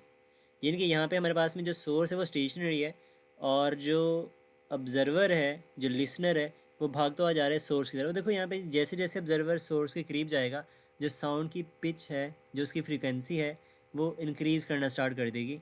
तो ऑब्जर्व फ्रीक्वेंसी उसके लिए ज़्यादा होगी, और ओरिजिनल फ्रीक्वेंसी जो है वो सोर्स की कम होगी। तो यहाँ पे हमारा जो अल्फ़ा ऑप्शन है वो करेक्ट होगा। Observe frequency is greater than the original frequency. जब ऑब्जर्वर सोर्स के करीब जा रहा है और सोर्स हमारे पास में स्टेशनरी है, लेकिन जब ऑब्जर्वर दूर जाएगा तो उसके लिए जो फ्रीक्वेंसी है वो कम हो जाएगी। तो उस केस में जो ऑब्जर्व फ्रीक्वेंसी है वो लेस होगी। क्वेश्चन नंबर 38 है, trough of a wave act is. तो वेव का जो ट्रफ है वो किस तरह से एक्ट करता है। तो देखो इसमें हमारे पास में ऐसी वेव जो क्रेस्ट और ट्रफ से मिलकर बने उसको ट्रांसवर्स वेव कहते हैं। अब यहाँ पे आप देखो मीन पोजीशन से जो पोर्शन अबव होता है उसको क्रेस्ट कहते हैं, और मीन पोजीशन से जो पोर्शन बिलो होता है उसको ट्रफ कहते हैं। इसमें हम यूँ भी कह सकते हैं कि ट्रांसवर्स वेव का वो पोर्शन जो कि सेंटर से आउटवर्ड कर्व्ड होता है, जो कि सेंटर से उभरा हुआ होता है बाहर की तरफ, उसको क्रेस्ट कहते हैं। और वो पोर्शन जो सेंटर से अंदर की तरफ मुड़ा हुआ होता है, अंदर की तरफ बेंट होता है, या फिर इनवर्ड कर्व्ड होता है, उसको ट्रफ कहते हैं। अगर इसको मैं कंपेयर करूँ लेंजेस के साथ, तो देखो हमारे पास में जो होता है कन्वेक्स लेंस वो कुछ इस तरह से दिखता है। यानी कि अगर आप इसको गौर से देखो तो इसका जो सेंट्रल पोर्शन है वो बाहर की तरफ उभरा हुआ है, आउटवर्ड कर्व्ड है। तो ये जो आउटवर्ड कर्व सरफेस है वो देखो सिमिलर मैच करती है क्रेस्ट से। तो हमारी ट्रांसवर्स वेव का जो क्रेस्ट है वो एक्ट करता है एज आ कन्वेक्स लेंस। सिमिलरली अगर हम बात करें ट्रफ की, तो वो मैच करेगा कुछ कनकेव लेंस है, देखो इस तरह से। अब इसमें देखो ट्रफ जो है वो भी सेंटर से इनवर्ड कर्व्ड है, और जो कनकेव लेंस है वो भी सेंटर से इनवर्ड बेंट होता है। तो हमारे पास में जो ट्रफ है वो सिमिलर होता है कनकेव लेंस के, और जो क्रेस्ट है वो सिमिलर होता है कन्वेक्स लेंस के।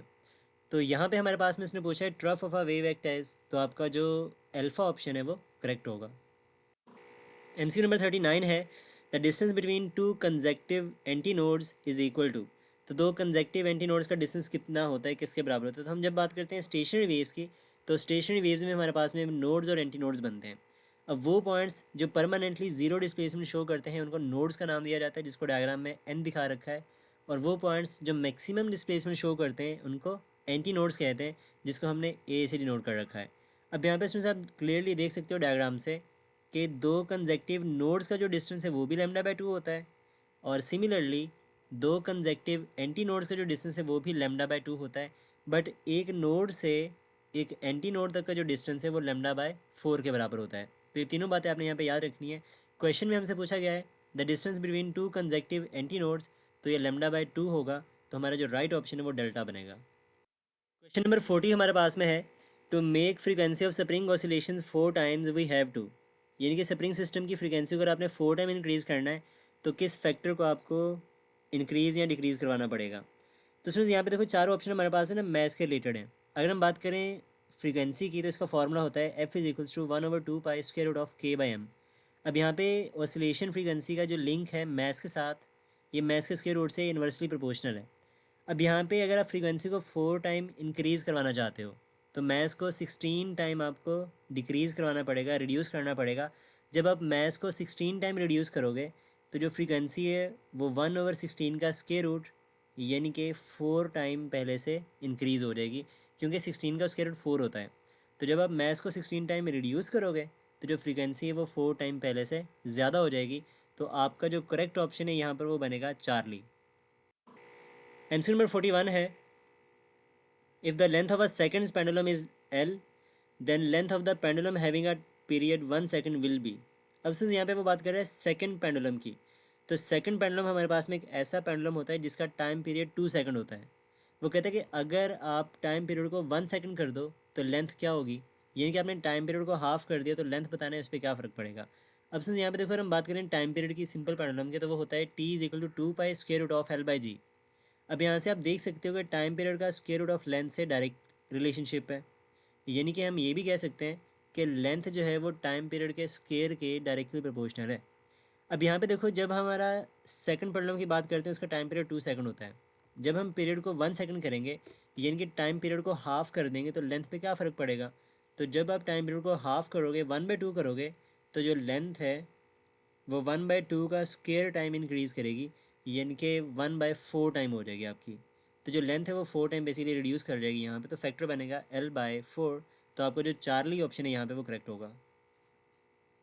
एमसीक्यू नंबर 42 है, अ simple pendulum suspended from the ceiling of a train has a period T when the train is at rest. अगर ट्रेन रेस्ट में है तो उसका टाइम पीरियड T के इक्वल है। When the train is accelerating with a uniform acceleration the time period of the simple pendulum will.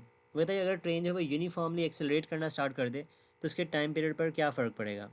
अब सिर्फ यहाँ पे देखो लेट से हमारे पास में ये ट्रेन है और इसकी छत से हमने लगा रखा है एक पेंडुलम। तो जैसे ही ट्रेन एक्सेलरेट करेगी हमारा पेंडुलम यहाँ पे ऑसिलेट करना स्टार्ट कर देगा। लेकिन जब पेंडुलम ऑसिलेट करना स्टार्ट करेगा तो इसका जो इफेक्टिव एक्सेलरेशन है वो चेंज होगा। अब यहाँ पे जो ग्रेविटेशनल एक्सेलरेशन है वो तो होगा डाउनवर्ड डायरेक्शन में, लेकिन जो इसमें एक्सेलरेशन प्रोड्यूस होगा ट्रेन की मोशन की वजह से वो कुछ इस तरह से बनेगा against the direction of motion, यानी कि दोनों एक दूसरे के हो जाएंगे परपेंडिकुलर।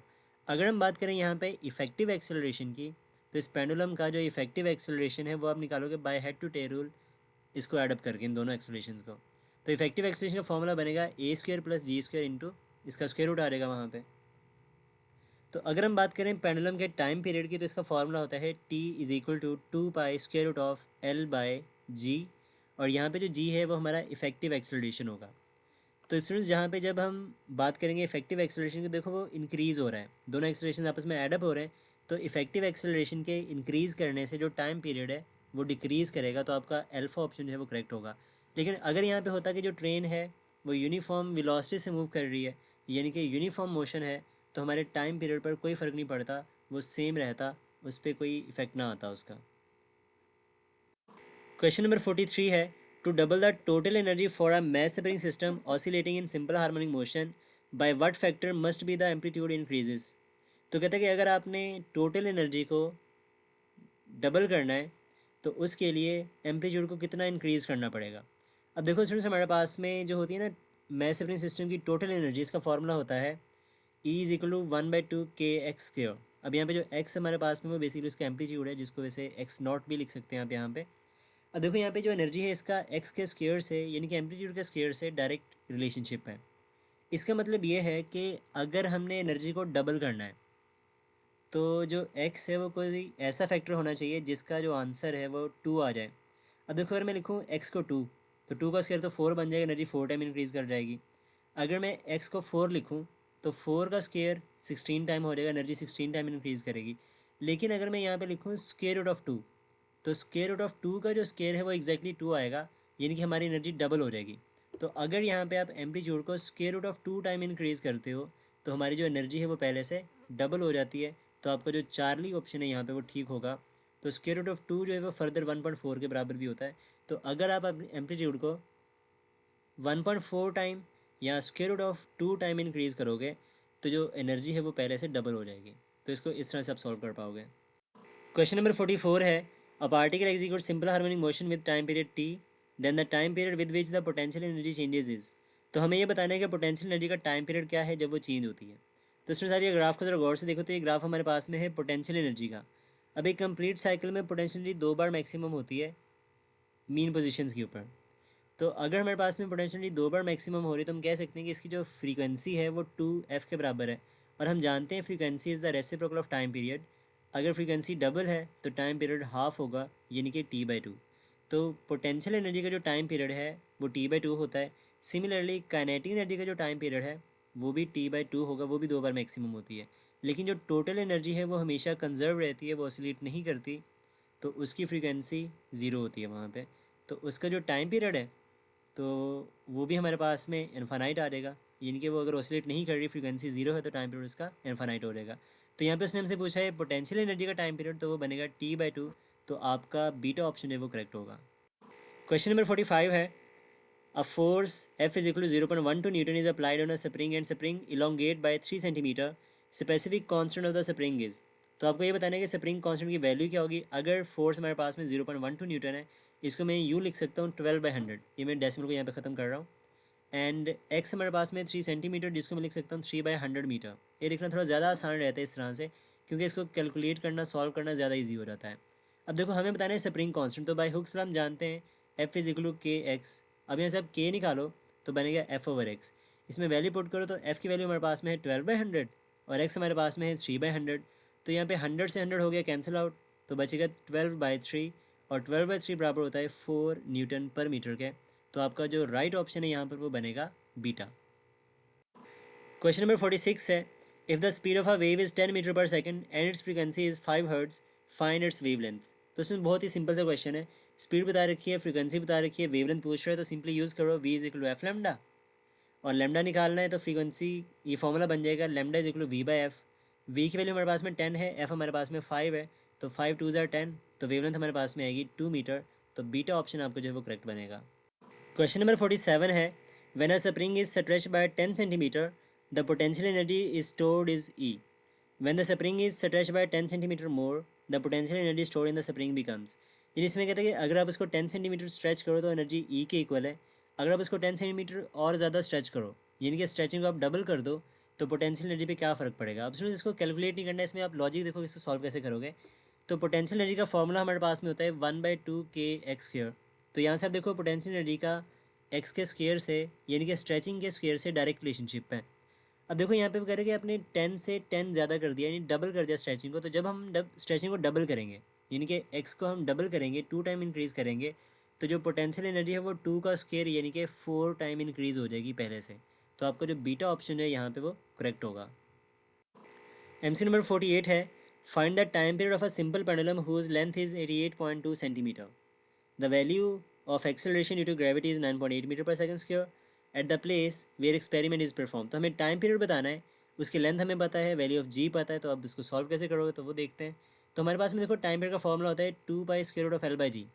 तो 2 पाई वैसे का वैसा, और लेंथ हमारे पास में है 88.2 सेंटीमीटर, जिसको मैं लिख सकता हूँ 88.2 इंटू 10⁻⁻², और जी के लिए हमारे पास में है 9.8। अब देखो स्टूडेंट्स यहाँ पे होगा क्या कि अगर ये 10⁻⁻² में ले रहे हो डिनोमिनेटर में, तो ये बन जाएगा प्लस का, यानी कि 100 बन जाएगा। और 88.2 में देखो डेसिमल के बाद एक डिजिट है, 9.8 में भी डेसिमल के बाद एक डिजिट है, तो इनका डेसिमल आप खत्म कर दो यहाँ पे, तो बनेगा 82 डिवाइडेड बाई 98। तो ये कुछ इस तरह से बन गया। और पाई की वैल्यू को मैं यहाँ पे अप्रॉक्सीमेटली 3 यूज़ कर लेता हूँ, इनके वैसे 3.14 होती है, तो यहाँ पे हम 3 यूज़ करते हैं। तो ये बनेगा time period is equal to 2 multiply by 3, और स्क्वायर रूट में देखो क्या आएगा, 88.2 जो था डेसिमल खत्म वो बन गया 882, और 9.8 बन गया 98, और 10⁻⁻² जो ऊपर था वो बटे में आके बन गया 10⁻+2। अब यहाँ पे जब आप 2 को 3 से करवाओगे मल्टीप्लाई तो बनेगा 6, और जब आप 98 को 882 से डिवाइड करोगे तो आंसर आएगा 9, और 10 का स्क्वायर हो गया 100। अब देखो यहाँ पे स्क्वायर रूट वाले फैक्टर्स को, 9 का स्क्वायर रूट होता है 3, और 100 का स्क्वायर रूट होता है 10, तो ये बनेगा 6 इंटू 3/10। और जब आप 6 को 3 से करवाओगे मल्टीप्लाई तो 6 3 बार 18, और डिनोमिनेटर में आ गया 10, और जब आप इसको सॉल्व करोगे तो आंसर आएगा अप्रॉक्सीमेटली 1.8 सेकेंड, जो कि हमारे गिवन ऑप्शन में बहुत ज़्यादा करीब है अल्फ़ा ऑप्शन के, यानी कि 1.885 सेकेंड। तो ये हमारा राइट ऑप्शन है। क्वेश्चन नंबर 49 है, speed of sound is 332 meter per second at 0 degree Celsius, what will be its value at 10 degree Celsius. तो सिंस यहाँ से आपसे कहते हैं कि अगर 0 डिग्री पर उसकी स्पीड जो है वो 332 है, जो कि आपने याद भी रखनी है एज एन MCQs, तो आपने ये बताना है कि 10 डिग्री सेल्सियस पर उसकी स्पीड क्या होगी, तो 10 डिग्री पे बताना है। अब देखो सुनिए यहाँ पे ना, जब आप 1 डिग्री सेल्सियस टेम्परेचर को इंक्रीज़ करते हो तो जो साउंड की स्पीड है वो 0.61 टाइम इंक्रीज़ होती है। तो जब आप 0.61 को 10 से करवाओ मल्टीप्लाई तो आंसर आएगा 6.1। अब 6.1 को आप 332 में ऐड कर दो तो आंसर आएगा 338.1 मीटर पर सेकंड। अब इसको सॉल्व करने का फॉर्मूला वैसे हमारे पास में जो होता है वो होता है VT is equal to V0 plus 0.61T। अब VT हमारे पास में होती है speed at temperature T, and V0 हमारे पास में है 0 पर स्पीड, और 0.61T इंटू ये समथिंग आ रहेगा यहाँ पे। तो T हमारे पास में टेम्परेचर 10 डिग्री सेल्सियस है, V0 हमारे पास में 332 है। जब आप इसको सॉल्व आउट करोगे तो आंसर आएगा 338.1 मीटर पर सेकंड, यानी कि जो बीटा ऑप्शन है वो हमारा राइट ऑप्शन है। क्वेश्चन नंबर 50 है, for adiabatic process the first law of thermodynamics is. तो स्टूडेंट्स अगर हम बात करें एक एडियाबैटिक प्रोसेस की, तो एक ऐसा प्रोसेस जिसमें हम ना तो सिस्टम में हीट ऐड करते हैं और ना ही हम सिस्टम से हीट को रिमूव करते हैं, तो वो जो प्रोसेस है इसको एडियाबैटिक प्रोसेस कहते हैं। और बाय फर्स्ट ऑफ थर्मोडायनामिक्स अगर हम बात करें तो हमारे पास में जो total heat added to the system है ये बराबर होती है Q is equal to delta U plus W। अब बिकॉज एडियाबैटिक प्रोसेस के लिए डेल्टा Q हमारे पास में 0 है, तो बनेगा 0 is equal to delta U plus W। अगर हम यहाँ से डेल्टा U की बात करें तो W जब दूसरी तरफ शिफ्ट करेंगे तो बन जाएगा माइनस का W। और ये बेसिकली केस होता है कंप्रेशन का। जब आप सिस्टम को कंप्रेस करते हो, गैस को कंप्रेस करते हो, तो वर्क डन वहाँ पे नेगेटिव होता है, इनके work done on the system है, और सिस्टम की इंटरनल एनर्जी इंक्रीज़ करती है। लेकिन जब हम गैस को एक्सपेंड करवाते हैं तो ड्यूरिंग द एक्सपेंशन जो वर्क डन है होता है बाय द सिस्टम, और वहाँ पे इंटरनल एनर्जी डिक्रीज़ करती है, वो यूज़ होती है। तो अगर आप वहाँ पे डेल्टा U को शिफ्ट करो दूसरी साइड पर तो बनेगा W is equal to minus delta U। ये केस होता है एक्सपेंशन का। अगर हम अपने ऑप्शंस की बात करें तो वहाँ पे हमारे पास में बेसिकली एक्सपेंशन वाला केस अवेलेबल है, तो आपका जो डेल्टा ऑप्शन है वो करेक्ट होगा, W is equal to minus delta U। इनके ये हो गया first law of thermodynamics for the adiabatic process. Question number 51 है, a container is divided into 2 equal portion, one portion contains an ideal gas at pressure P and temperature T while the other portion is a perfect vacuum T। यानी कि एक portion में आपने gas को fill कर रखा है और एक पोर्शन बिल्कुल उसमें वैक्यूम क्रिएटेड है। If a hole is open between the two portions then, मतलब अगर आप बीच में एक होल लगाओ तो क्या होगा। देखो इसमें हमारे पास में कुछ इस तरह से सिचुएशन है कि दो पोर्शन है, एक में गैस है एक में वैक्यूम है। तो जैसे आप इनके बीच में देखो एक होल करोगे तो गैस क्या करेगी, जिस साइड पर गैस अवेलेबल है वहाँ पर प्रेशर ज़्यादा है, तो गैस हमेशा हायर प्रेशर से लोअर प्रेशर की तरफ क्या करेगी, मूव करना स्टार्ट कर देगी। और ये प्रोसेस हमारे पास में होगा एडियाबैटिक प्रोसेस, बिकॉज यहाँ पे हमने सिस्टम को कोई हीट नहीं दी। जैसे इसको पाथ मिला, जो गैस है वो हायर प्रेशर से लोअर की तरफ क्या करेगी, डिफ्यूज़ होना स्टार्ट हो जाएगी, और ये गैस एक्सपैंड करेगी। तो जब गैस हमारे पास में एक्सपैंड करती है तो उसकी इंटरनल एनर्जी डिक्रीज़ करती है, तो इसमें उसकी इंटरनल एनर्जी का चेंज आएगा, जिसकी वजह से बाद में फिर टेम्परेचर भी चेंज करता है। तो हमारा जो अल्फ़ा ऑप्शन है यहाँ पे वो ज़्यादा सूटेबल है, ये हमारा राइट ऑप्शन होगा। क्वेश्चन नंबर 52 है, the rapid escape of air from a burst tyre is an example of. तो जो रैपिड एस्केप होता है एक टायर से हवा का, वो एग्जांपल किसकी, तो ये इसमें हमारे पास में बेसिकली एडियाबैटिक प्रोसेस कहलाता है। तो ये हमारा जो बीटा ऑप्शन है ये राइट होगा, because adiabatic process sudden process होता है, एक फास्ट प्रोसेस होता है, जिसमें आप ना तो सिस्टम को हीट दे रहे हो और ना ही सिस्टम से हीट ले रहे होते हो। तो जैसे ही टायर ब्रस्ट होता है तो उसमें जो हवा है वो बड़ी तेज़ी से बाहर निकलती है, तो उस टाइम ना तो आपने उसको हीट दी होती है, ना ही वहाँ से आपने हीट निकाली होती है। तो ये हमारे पास में जो राइट ऑप्शन है यहाँ पे वो बनेगा बीटा। इसमें से हमारे पास में एक होता है आइसोथर्मल प्रोसेस। आइसोथर्मल प्रोसेस में टेम्परेचर कांस्टेंट रहता है और एक स्लो प्रोसेस होता है। इस तरह से दो प्रोसेस और भी होते हैं, एक होता है आइसोबैरिक जिसमें प्रेशर कांस्टेंट होता है, और एक होता है आइसोकोरिक जिसमें वॉल्यूम कांस्टेंट होता है। तो ये चार प्रोसेस हैं हमारे पास में थर्मोडायनेमिक्स में, तो इनको भी आपने एज एन इन्फॉर्मेशन याद रखना है। तो वैसे बेसिकली हमारा जो गिवन क्वेश्चन है उसके अकॉर्डिंग हमारा जो राइट ऑप्शन है वो होगा एडियाबैटिक प्रोसेस मीन्स के बीटा ऑप्शन। क्वेश्चन नंबर 53 है average translational kinetic energy at a certain temperature is.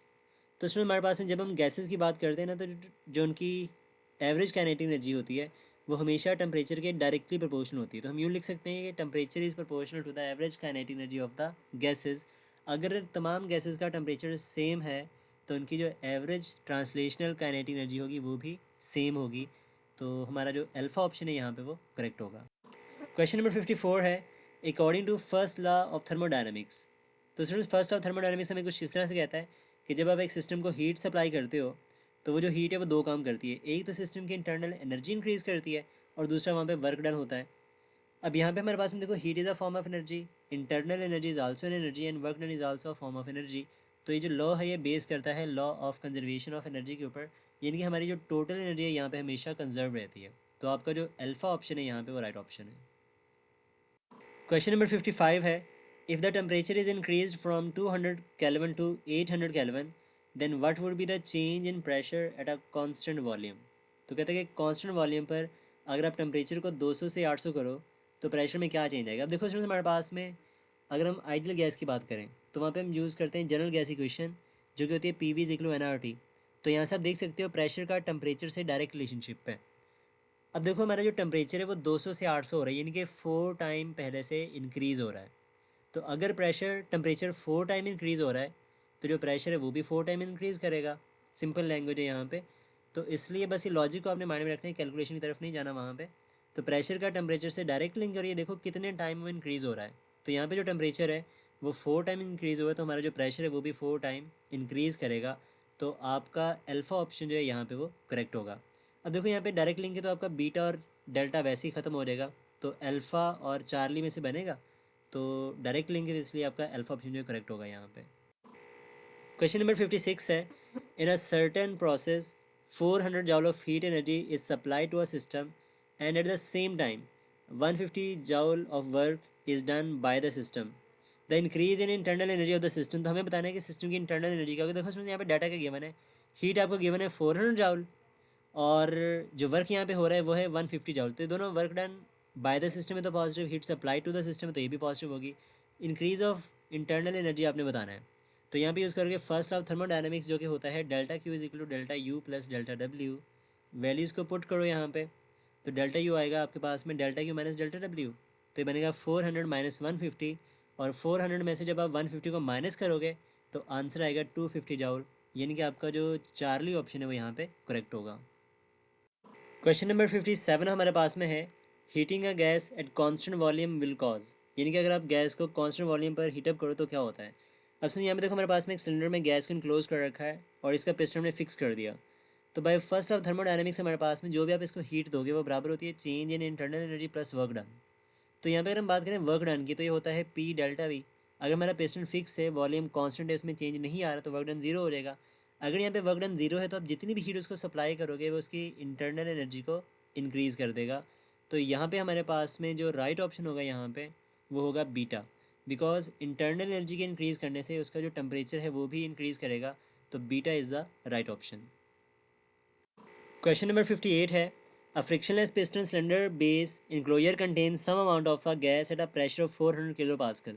तो प्रेशर हमारे पास में है यहाँ पर 400 kilo pascal. Then heat is added in a quasi static process, तो वहाँ पे आप उसको हीटअप ऐड करते हो, हीटअप करते हो सिस्टम को।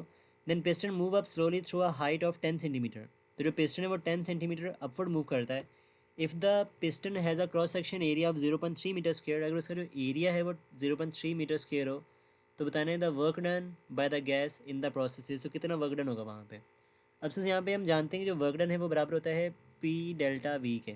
अब यहाँ पे हमारे पास में देखो जो वॉल्यूम का चेंज है वो हमें नहीं पता, बट उसने एरिया और हाइट बता रखा है, जो उसने डिस्टेंस कवर किया है वर्टिकल डायरेक्शन में, अपवर्ड मूव किया है पिस्टन हमारा। तो यहाँ पे जो वॉल्यूम है, वॉल्यूम का जो चेंज है ना डेल्टा वी, वे बराबर होगा एरिया मल्टीप्लाई बाई हाइट। अब एरिया हमारे पास में है 0.3, इसको मैं लिख सकता हूँ 3/10, और हाइट हमारे पास में है 10 सेंटीमीटर जो उसने अपवर्ड कवर करी है, तो इसको मैं लिख सकता हूँ 10/100। अब यहाँ पे देखो तो 10 से 10 हो गया कैंसिल आउट, तो हमारा आंसर आएगा 3/100 क्यूबिक मीटर। मैं इसको फिलहाल ऐसे ही लिखता हूँ, आगे सॉल्व करने में देखो क्या होता है। तो यहाँ पे देखो हमें निकालना है वर्क डन, तो फार्मूले में वैल्यूज पुट कर दो, तो delta W will be equal to pressure जिसकी वैल्यू है 400 किलो पास्कल, एंड वॉल्यूम का चेंज हमारे पास में है 3/100। तो स्टूडेंट देखो यहाँ पे जो 100 के 2 जीरो हैं वो 400 के 2 जीरो से हो जाएंगे कैंसिल आउट, और 4/3 ये बनेगा 12, तो आंसर आएगा 12 किलो जाउल। तो किलो को मैंने यहाँ पे चेंज नहीं किया, उसको वैसे ही रखा है क्योंकि हमारे सारे ऑप्शन देखो तो किलो जाउल में है। तो यहाँ पे आप इसको चेंज ना करो तो बेहतर है, कैलकुलेशन ज़्यादा ईजी रहेगी। तो वर्क डन का जो आंसर है वो आएगा 12 किलो जाउल, जो कि हमारा राइट ऑप्शन है। तो beta is the correct answer.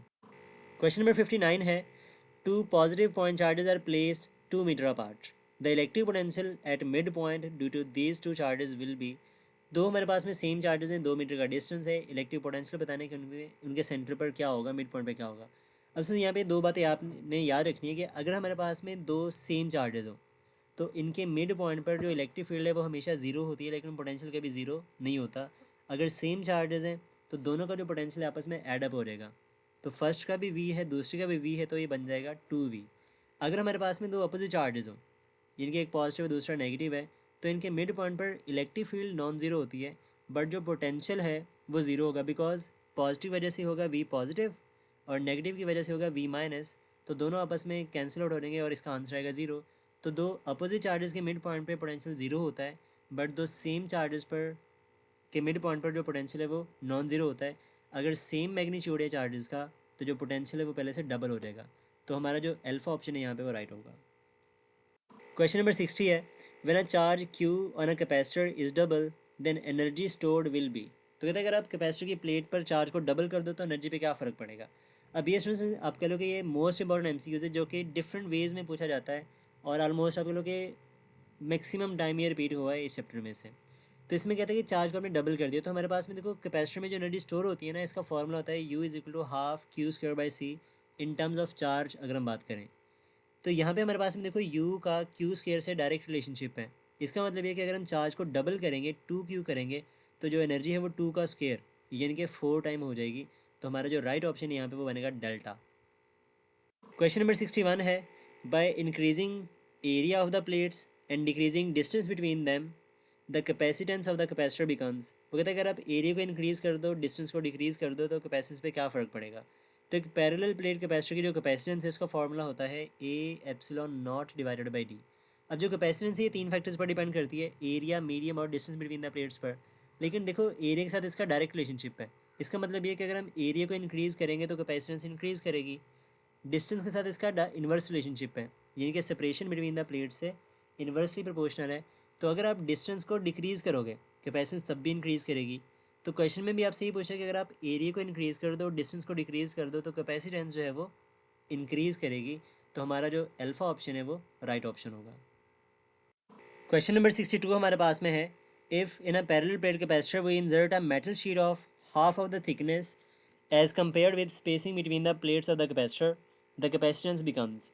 यानी कि अगर हम कैपेसिटर के दरमियान एक मेटल शीट को इंसर्ट करते हैं जिसकी जो थिकनेस है वो डिस्टेंस के मुकाबले में हाफ है, तो क्या होगा कैपेसिटेंस के ऊपर। अब सुन देखो यहाँ पे मान लो हमारे पास में कैपेसिटर जिसके प्लेट्स के दरमियान जो सेपरेशन है वो डी के इक्वल है। अगर हम यहाँ पे एक मेटल शीट इंसर्ट करते हैं जिसकी जो थिकनेस है वो सेपरेशन का हाफ है, तो कैपेसिटेंस पे क्या फ़र्क पड़ेगा। अब देखो यहाँ पे कॉन्सेप्ट ज़रा ध्यान से समझना कि यहाँ पे जो मेटल की शीट है ना हमारे पास में, ये खुद एक प्लेट का काम करेगी, और अगर मान लो कि इसको आप इंसर्ट कर रहे हो नेगेटिव साइड की तरफ, तो इस प्लेट पर नेगेटिव चार्ज जो है वो इंड्यूस हो जाएगा बाय इलेक्ट्रोस्टैटिक इंडक्शन, और ये effective distance between the plates को कम कर देगी। यानी कि ये हमारे पास में कोई डाइलेक्ट्रिक है नहीं, मेटल शीट है, तो इसकी वजह से जो इफ़ेक्टिव डिस्टेंस है बिटवीन द प्लेट्स वो हाफ़ हो जाएगा, क्योंकि हाफ़ इसकी ऑलरेडी थिकनेस हमारे पास में अवेलेबल है। तो इसकी सरफेस पर जब ये चार्जेस आएंगे तो हमारा जो कैपेसिटर है वो उसकी जो कैपेसिटी है देखो उस पर क्या फ़र्क पड़ेगा। तो हम जानते हैं कैपेसिटेंस का फॉर्मूला होता है C is equal to A epsilon by D. C का डी से इन्वर्स रिलेशनशिप है, तो ये मेटल शीट इंसर्ट करने से जो डिस्टेंस है वो हाफ हो रही है, तो जो कैपेसिटेंस है वो डबल हो जाएगी। तो आपका जो बीटा ऑप्शन है यहाँ पे वो करेक्ट होगा। क्वेश्चन नंबर 63 है, if two capacitors of capacitance 2 microfarad and 6 microfarad are connected in parallel, the equivalent capacitance of this combination will be. तो हमें ये कहते हैं कि अगर आप दो कैपेसिटर्स को पैरेलल में जोड़ो तो उनकी इक्विवेलेंट कैपेसिटेंस किसके बराबर होगी। तो स्टूडेंट्स पैरेलल कॉम्बिनेशन के लिए इक्विवेलेंट कैपेसिटेंस का फॉर्मूला होता है C1 + C2 and so on. इन्हें अपने सिंपली इनको एडअप करना है कैपेसिटर्स के केस में, बट रजिस्टर में उल्टा होता है इसके। अब यहाँ पे देखो हमारे पास में दो कैपेसिटर्स हैं, तो पहला है 2 माइक्रोफैरड का और दूसरा है 6 का। तो 6 + 2 आपका आंसर आएगा 8 माइक्रोफैरड। तो हमारा जो राइट ऑप्शन है वो बनेगा चार्ली। क्वेश्चन नंबर 64 है, let an EMF of 120 volt of negligible internal resistance is connected across a resistance of 1000 ohm, then the current flowing through the circuit will be. तो हमें current बताना है, EMF आपको पता है, रेजिस्टेंस पता है आपको जो कि 1000 ओहम है, इसको आप लिख सकते हो 10⁻³ ओहम, और हमें करंट बताना है। तो बाय ओहम लॉ करंट का फॉर्मूला होता है टोटल वोल्टेज या EMF divided by total resistance. तो EMF हमारे पास में है 120, तो 120 डिवाइडेड बाय 10⁻³ आ गया रेजिस्टेंस की वैल्यू। तो जब 10⁻³ आएगा न्यूमरेटर में तो बन जाएगा 10⁻³ तो हमारा जो करंट है वो बनेगा 120 × 10⁻³ एम्पेयर। मीन्स कि आपका जो चार्ली ऑप्शन है वो करेक्ट होगा। क्वेश्चन नंबर 65 है, if the resistance of a conductor is 0 then current will be. अगर रेजिस्टेंस ज़ीरो हो जाए तो करंट क्या होगा स्टूडेंट्स। अब देखो बाय ओहम्स लॉ करंट का फॉर्मूला होता है वोल्टेज डिवाइडेड बाय रेजिस्टेंस। आप रेजिस्टेंस को ज़ीरो पुट करो तो समथिंग ओवर ज़ीरो ये होता है इन्फिनिटी, तो हमारा जो करंट है वो इन्फानाइट हो जाएगा। तो आपका डेल्टा ऑप्शन जो है यहाँ पे वो करेक्ट हो जाएगा। और ये बेसिकली एक आइडियल केस होता है क्योंकि रेजिस्टेंस को हम ज़ीरो कर नहीं सकते और करंट कभी इन्फानाइट हो नहीं सकता। तो रेजिस्टेंस मिनिमम होगी और करंट मैक्सिमम हो जाएगा, तो ज़ीरो के केस में जो है वो करंट इन्फानाइट हो जाएगा। क्वेश्चन नंबर 66 है, the power of an electric bulb is 100 watts, it is connected to 110 volt power supply, the resistance of the electric bulb will be. तो हमें बताना है कि उसकी रेजिस्टेंस कितनी होगी। तो सुन यहाँ पे हमें दो चीज़ गिवन है, पावर 100 वाट है और वोल्टेज 110 वोल्ट है। तो जब हमें बताना हो रेजिस्टेंस तो हमारे पास में फॉर्मूला आप यूज़ करोगे P = V²/R। ये पावर का एक फार्मूला है जब आपको वोल्टेज पता हो, पावर पता हो और रेजिस्टेंस निकालनी हो, या अल्टरनेटिवली कोई भी चीज़। तो यहाँ से बिकॉज हमें रेजिस्टेंस निकालनी है तो फार्मूला बनेगा R = V²/P। V की वैल्यू हमारे पास में 110 है और पावर हमारे पास में 100 है। अब सुन देखो यहाँ पे 110 को आप सॉल्व कैसे करोगे। तो हम जानते हैं 11 का स्क्वायर होता है 121, तो ज़ीरो का स्क्वायर करोगे सिंगल ज़ीरो तो आप 2 ज़ीरो बढ़ा दो, उसमें 2 ज़ीरो कर दो तो बनेगा 121 × 00 और डिनोमिनेटर में आ गया 100। तो यहाँ पे 100 के 2 ज़ीरो से 2 ज़ीरो कैंसिल आउट, तो आंसर आएगा 121 ओहम, जो कि हमारा बीटा ऑप्शन है जो कि राइट है। क्वेश्चन नंबर 67 है, terminal voltage VT of a battery is greater than EMF of the battery when.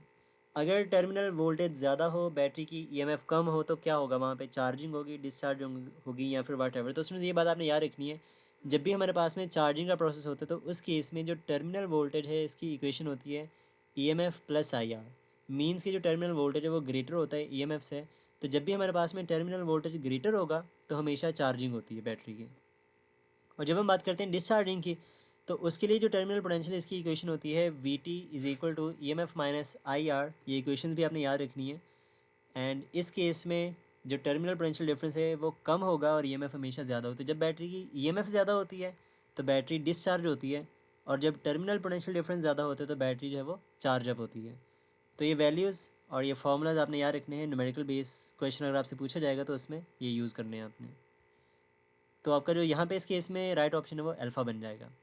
तो क्वेश्चन नंबर 68 है, the fractional change in resistance per kelvin is known as.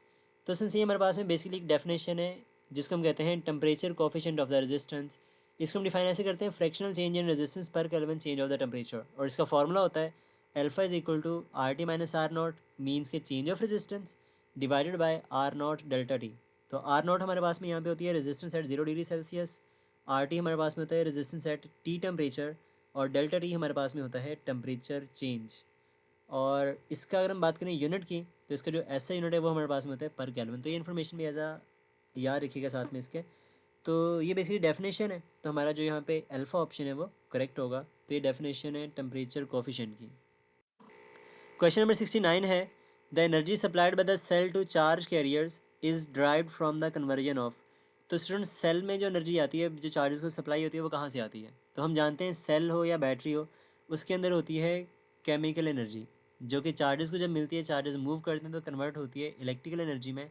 तो जो cell है वो कन्वर्ट करता है chemical energy into electrical energy. तो हमारा जो बीटा ऑप्शन है यहाँ पे करेक्ट होगा। क्वेश्चन नंबर 70 है, if length of wire becomes 2 time of its original value and area becomes 1/2 to its original value then resistance of the wire becomes. अब यहाँ पे वगैरह कि आपने लेंथ को डबल कर दिया है और एरिया को आपने हाफ कर दिया है, तो रेजिस्टेंस पे क्या फ़र्क पड़ेगा?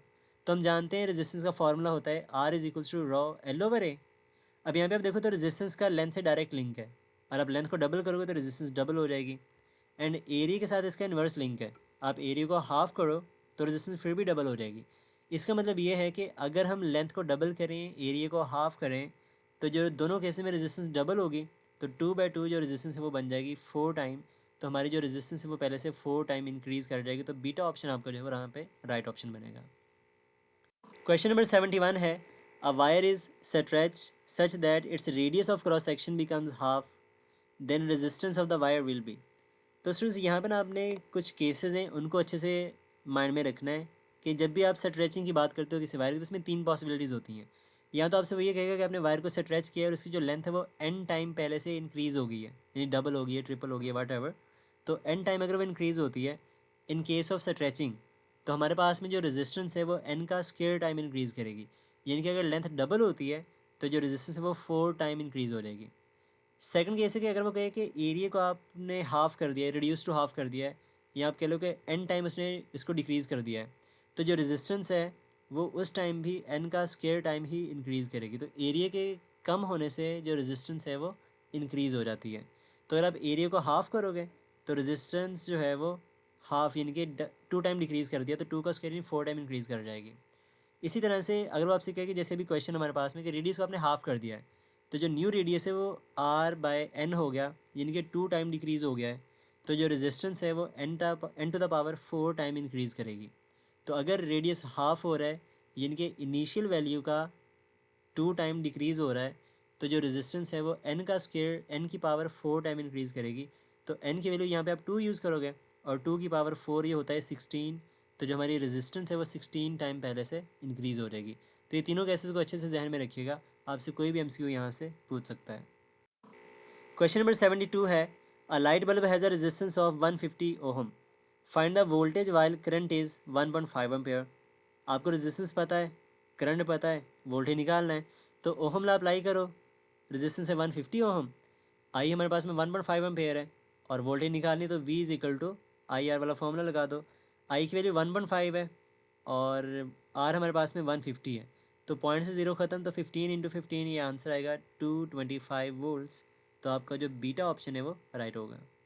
क्वेश्चन नंबर 73 है, an electric cell of EMF E is connected across a copper wire of diameter D and length L. The drift velocity of electron in the wire is V. If the length of the wire is changed to 2L, the new drift velocity of electrons in the copper wire will be. यानी कि वो कहता है कि अगर length L है, diameter D है, तो ड्रिफ्ट वेलोसिटी V के इक्वल है।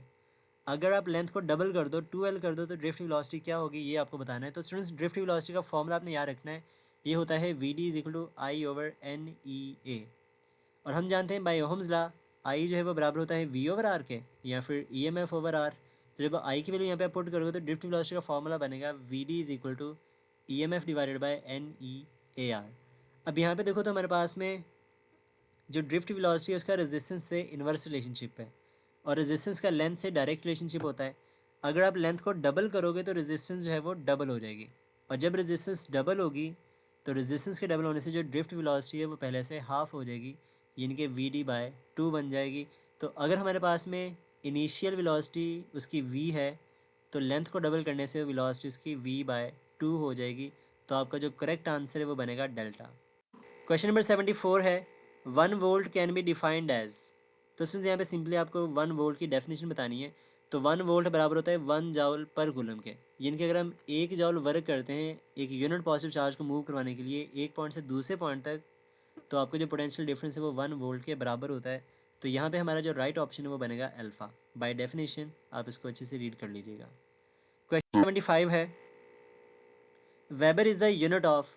तो स्टूडेंट्स यहाँ पे जो वेबर है ना हमारे पास में बेसिकली यूनिट होता है मैग्नेटिक फ्लक्स का, जिसका फॉर्मूला हमारे पास में होता है B.A। बी हमारे पास में मैग्नेटिक फील्ड स्ट्रेंथ है और ए हमारे पास में एरिया वेक्टर है। तो यहाँ पे जो मैग्नेटिक फील्ड स्ट्रेंथ है ना इसका यूनिट होता है टेस्ला और एरिया का यूनिट होता है मीटर स्क्वायर। तो टेस्ला मीटर स्क्वायर ये बराबर होता है वेबर के और ये फर्दर बराबर होता है न्यूटन मीटर पर एम्पेयर के। तो ये 3 यूनिट्स हैं मैग्नेटिक फ्लक्स के, इनको आपने अच्छे से याद रखना है, weber, tesla metre square and newton metre per ampere. तो ये अच्छे से करिएगा। तो हमारे पास में जो वेबर है बेसिकली यूनिट है मैग्नेटिक फ्लक्स का, तो आपका यहाँ पर जो बीटा ऑप्शन है वो करेक्ट होगा। क्वेश्चन नंबर 76 है, magnetic flux is maximum when the angle between area vector and magnetic field is. तो मैग्नेटिक फ्लक्स मैक्सिमम का किस एंगल पर होता है? तो इसमें देखो हमने अभी पढ़ा है कि मैग्नेटिक फ्लक्स का फॉर्मूला होता है B.A। अगर हम डॉट को रिमूव करें तो बन जाएगा BA cos थीटा। अब ये थीटा डिटरमाइन करेगा कि किस एंगल पर फ्लक्स से जो मैक्सिमम होता है। अगर मान लो हमारे पास में जो सरफेस एरिया है वो मैग्नेटिक फील्ड के परपेंडिकुलर पड़ा है कुछ इस तरह से, तो इसका जो एरिया वेक्टर है वो मैग्नेटिक फील्ड की डायरेक्शन में बनेगा, क्योंकि हमारा जो एंगल है ना थीटा वो हमेशा एरिया वेक्टर और मैग्नेटिक फील्ड का होता है। तो अगर एरिया वेक्टर और मैग्नेटिक फील्ड सेम डायरेक्शन में तो एंगल बनेगा 0 डिग्री। और हम जानते हैं कॉज ऑफ 0 डिग्री होता है 1 के बराबर, तो मैग्नेटिक फ्लक्स बराबर आएगा B/A के, जो कि मैक्सिमम है। तो हम ये कह सकते हैं कि जब एरिया वेक्टर मैग्नेटिक फील्ड की डायरेक्शन में होता है और सरफेस एरिया मैग्नेटिक फील्ड के परपेंडिकुलर होता है तो एंगल बनता है 0 डिग्री, और जब एंगल 0 डिग्री होता है तो फ्लक्स हमारा मैक्सिमम होता है। तो आपके जो राइट ऑप्शन यहाँ पर वो बनेगा अल्फ़ा। क्वेश्चन नंबर 77 है, a current of 1 ampere is flowing along the positive x axis through a straight wire of length 0.5 metre place in a region of magnetic field given by B vector is equal to 2 I hat plus 4 J hat Tesla.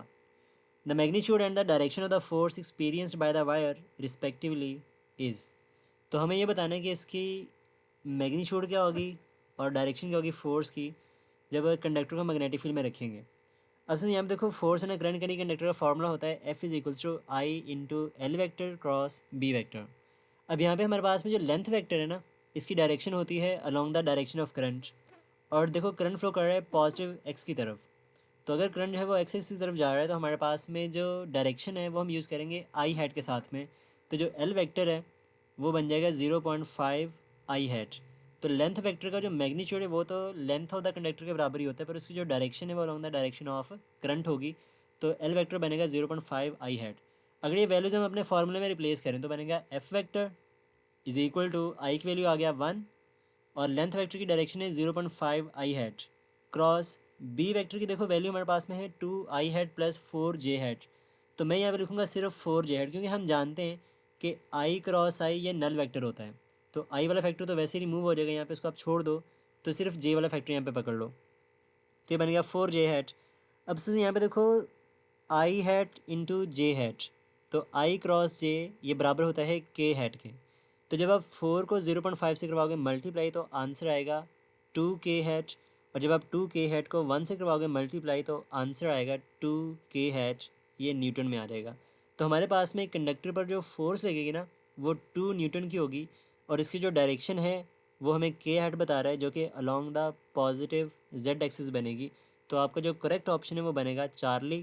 तो हमारा C is the right option.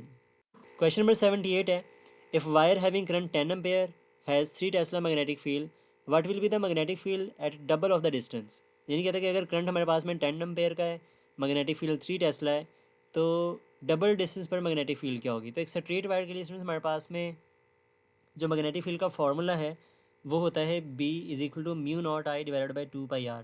तो यहाँ पे आप देखो तो magnetic field का are के साथ में इन्वर्स रिलेशनशिप है। इसका मतलब ये कि अगर आप डिस्टेंस को डबल कर दोगे, वायर से डबल दूरी पर चले जाओगे, तो मैग्नेटिक फील्ड जो है वो हाफ हो जाएगी, 2 टाइम रिड्यूस हो जाएगी। तो डिस्टेंस को डबल करने से जो मैग्नेटिक फील्ड है वो 2 टाइम डिक्रीज़ करेगी, रिड्यूस होगी। तो आपका जो अल्फ़ा ऑप्शन है यहाँ पे वो राइट होगा।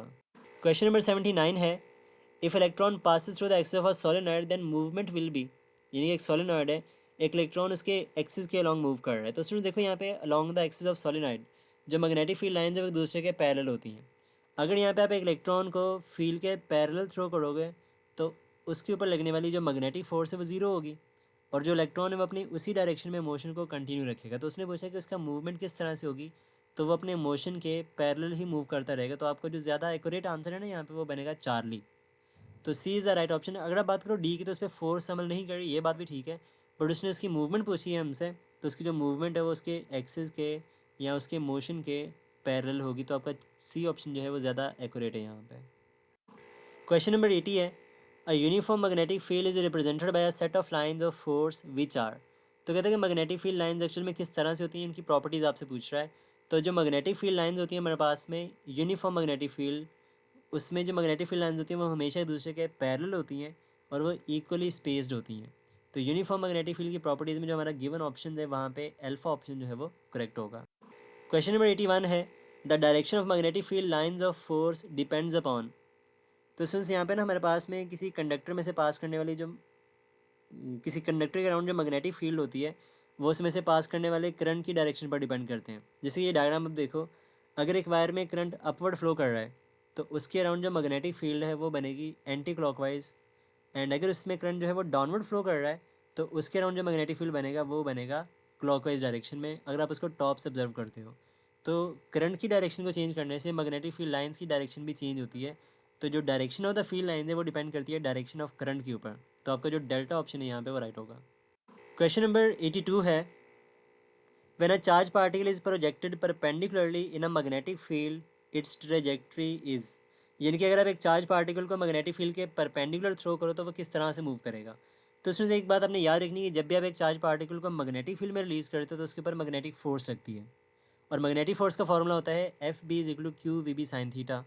अब ये एंगल पर डिपेंड करेगा कि चार्ज पर कैसे फोर्स लगेगी, वो कैसे मूव करेगा। तो अगर हम बात करें कि आपने चार्ज को थ्रो किया है फील्ड के पैरेलल या एंटी पैरेलल, तो एंगल बनेगा 0 डिग्री या फिर 180 डिग्री, और साइन 0 या 180 पर हमेशा 0 होता है।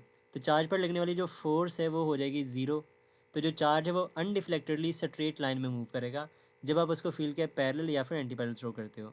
अगर आप चार्ज को प्रोजेक्ट करते हो फील्ड के परपेंडिकुलर तो एंगल बनेगा 90 डिग्री, और साइन 90 हमें मैक्सिमम वैल्यू देता है, तो चार्ज पर मैक्सिमम फोर्स लगेगी और जो चार्ज पार्टिकल है वो सर्कुलर पाथ को अडॉप्ट करेगा और सर्कल में मूव करना स्टार्ट कर देगा। लेकिन अगर हमारा एंगल है वो 0 डिग्री से ग्रेटर हो और 90 डिग्री से स्मॉलर हो, तो 0 और 90 के बीच में कोई भी एंगल हो तो हमारे जो चार्ज पार्टिकल है वो एक हेलिकल पाथ को अडॉप्ट करता है और वो हेलिक्स बनाता है। तो यहाँ पे उसने बात की है चार्ज को अपने परपेंडिकुलरली प्रोजेक्ट किया है, तो हमारा जो राइट ऑप्शन है यहाँ पर वो बनेगा सर्कुलर पाथ। तो D is the right option. तो ये तीनों चारों बातें जो है यहाँ पे तीन बातें ये आपने याद रखनी है कि किस एंगल पर उसकी कौन सी ट्रेजेक्ट्री होती है। तो ये एक इंपॉर्टेंट पॉइंट है यहाँ पे। क्वेश्चन नंबर 83 है, two parallel wires carrying current in the same direction. अगर दो वायर्स हैं जिनमें करंट की डायरेक्शन सेम है तो हमें बताना है दूसरे को अट्रैक्ट करेंगे रिपेल करेंगे या क्या होता है। उसमें एक सिंपल सी बात है यहाँ पे देखो, जब दो दोस्त सेम डायरेक्शन में मूव कर रहे होते हैं एक रोड के ऊपर तो उनमें गपशप होती है, मतलब कि अट्रैक्शन होती है। अगर दो दोस्त अपोजिट जा रहे हो या दो बंदे अपोजिट जा रहे हो तो उनके बीच में रिपल्शन होगी, कभी गपशप होगी नहीं उनके बीच में।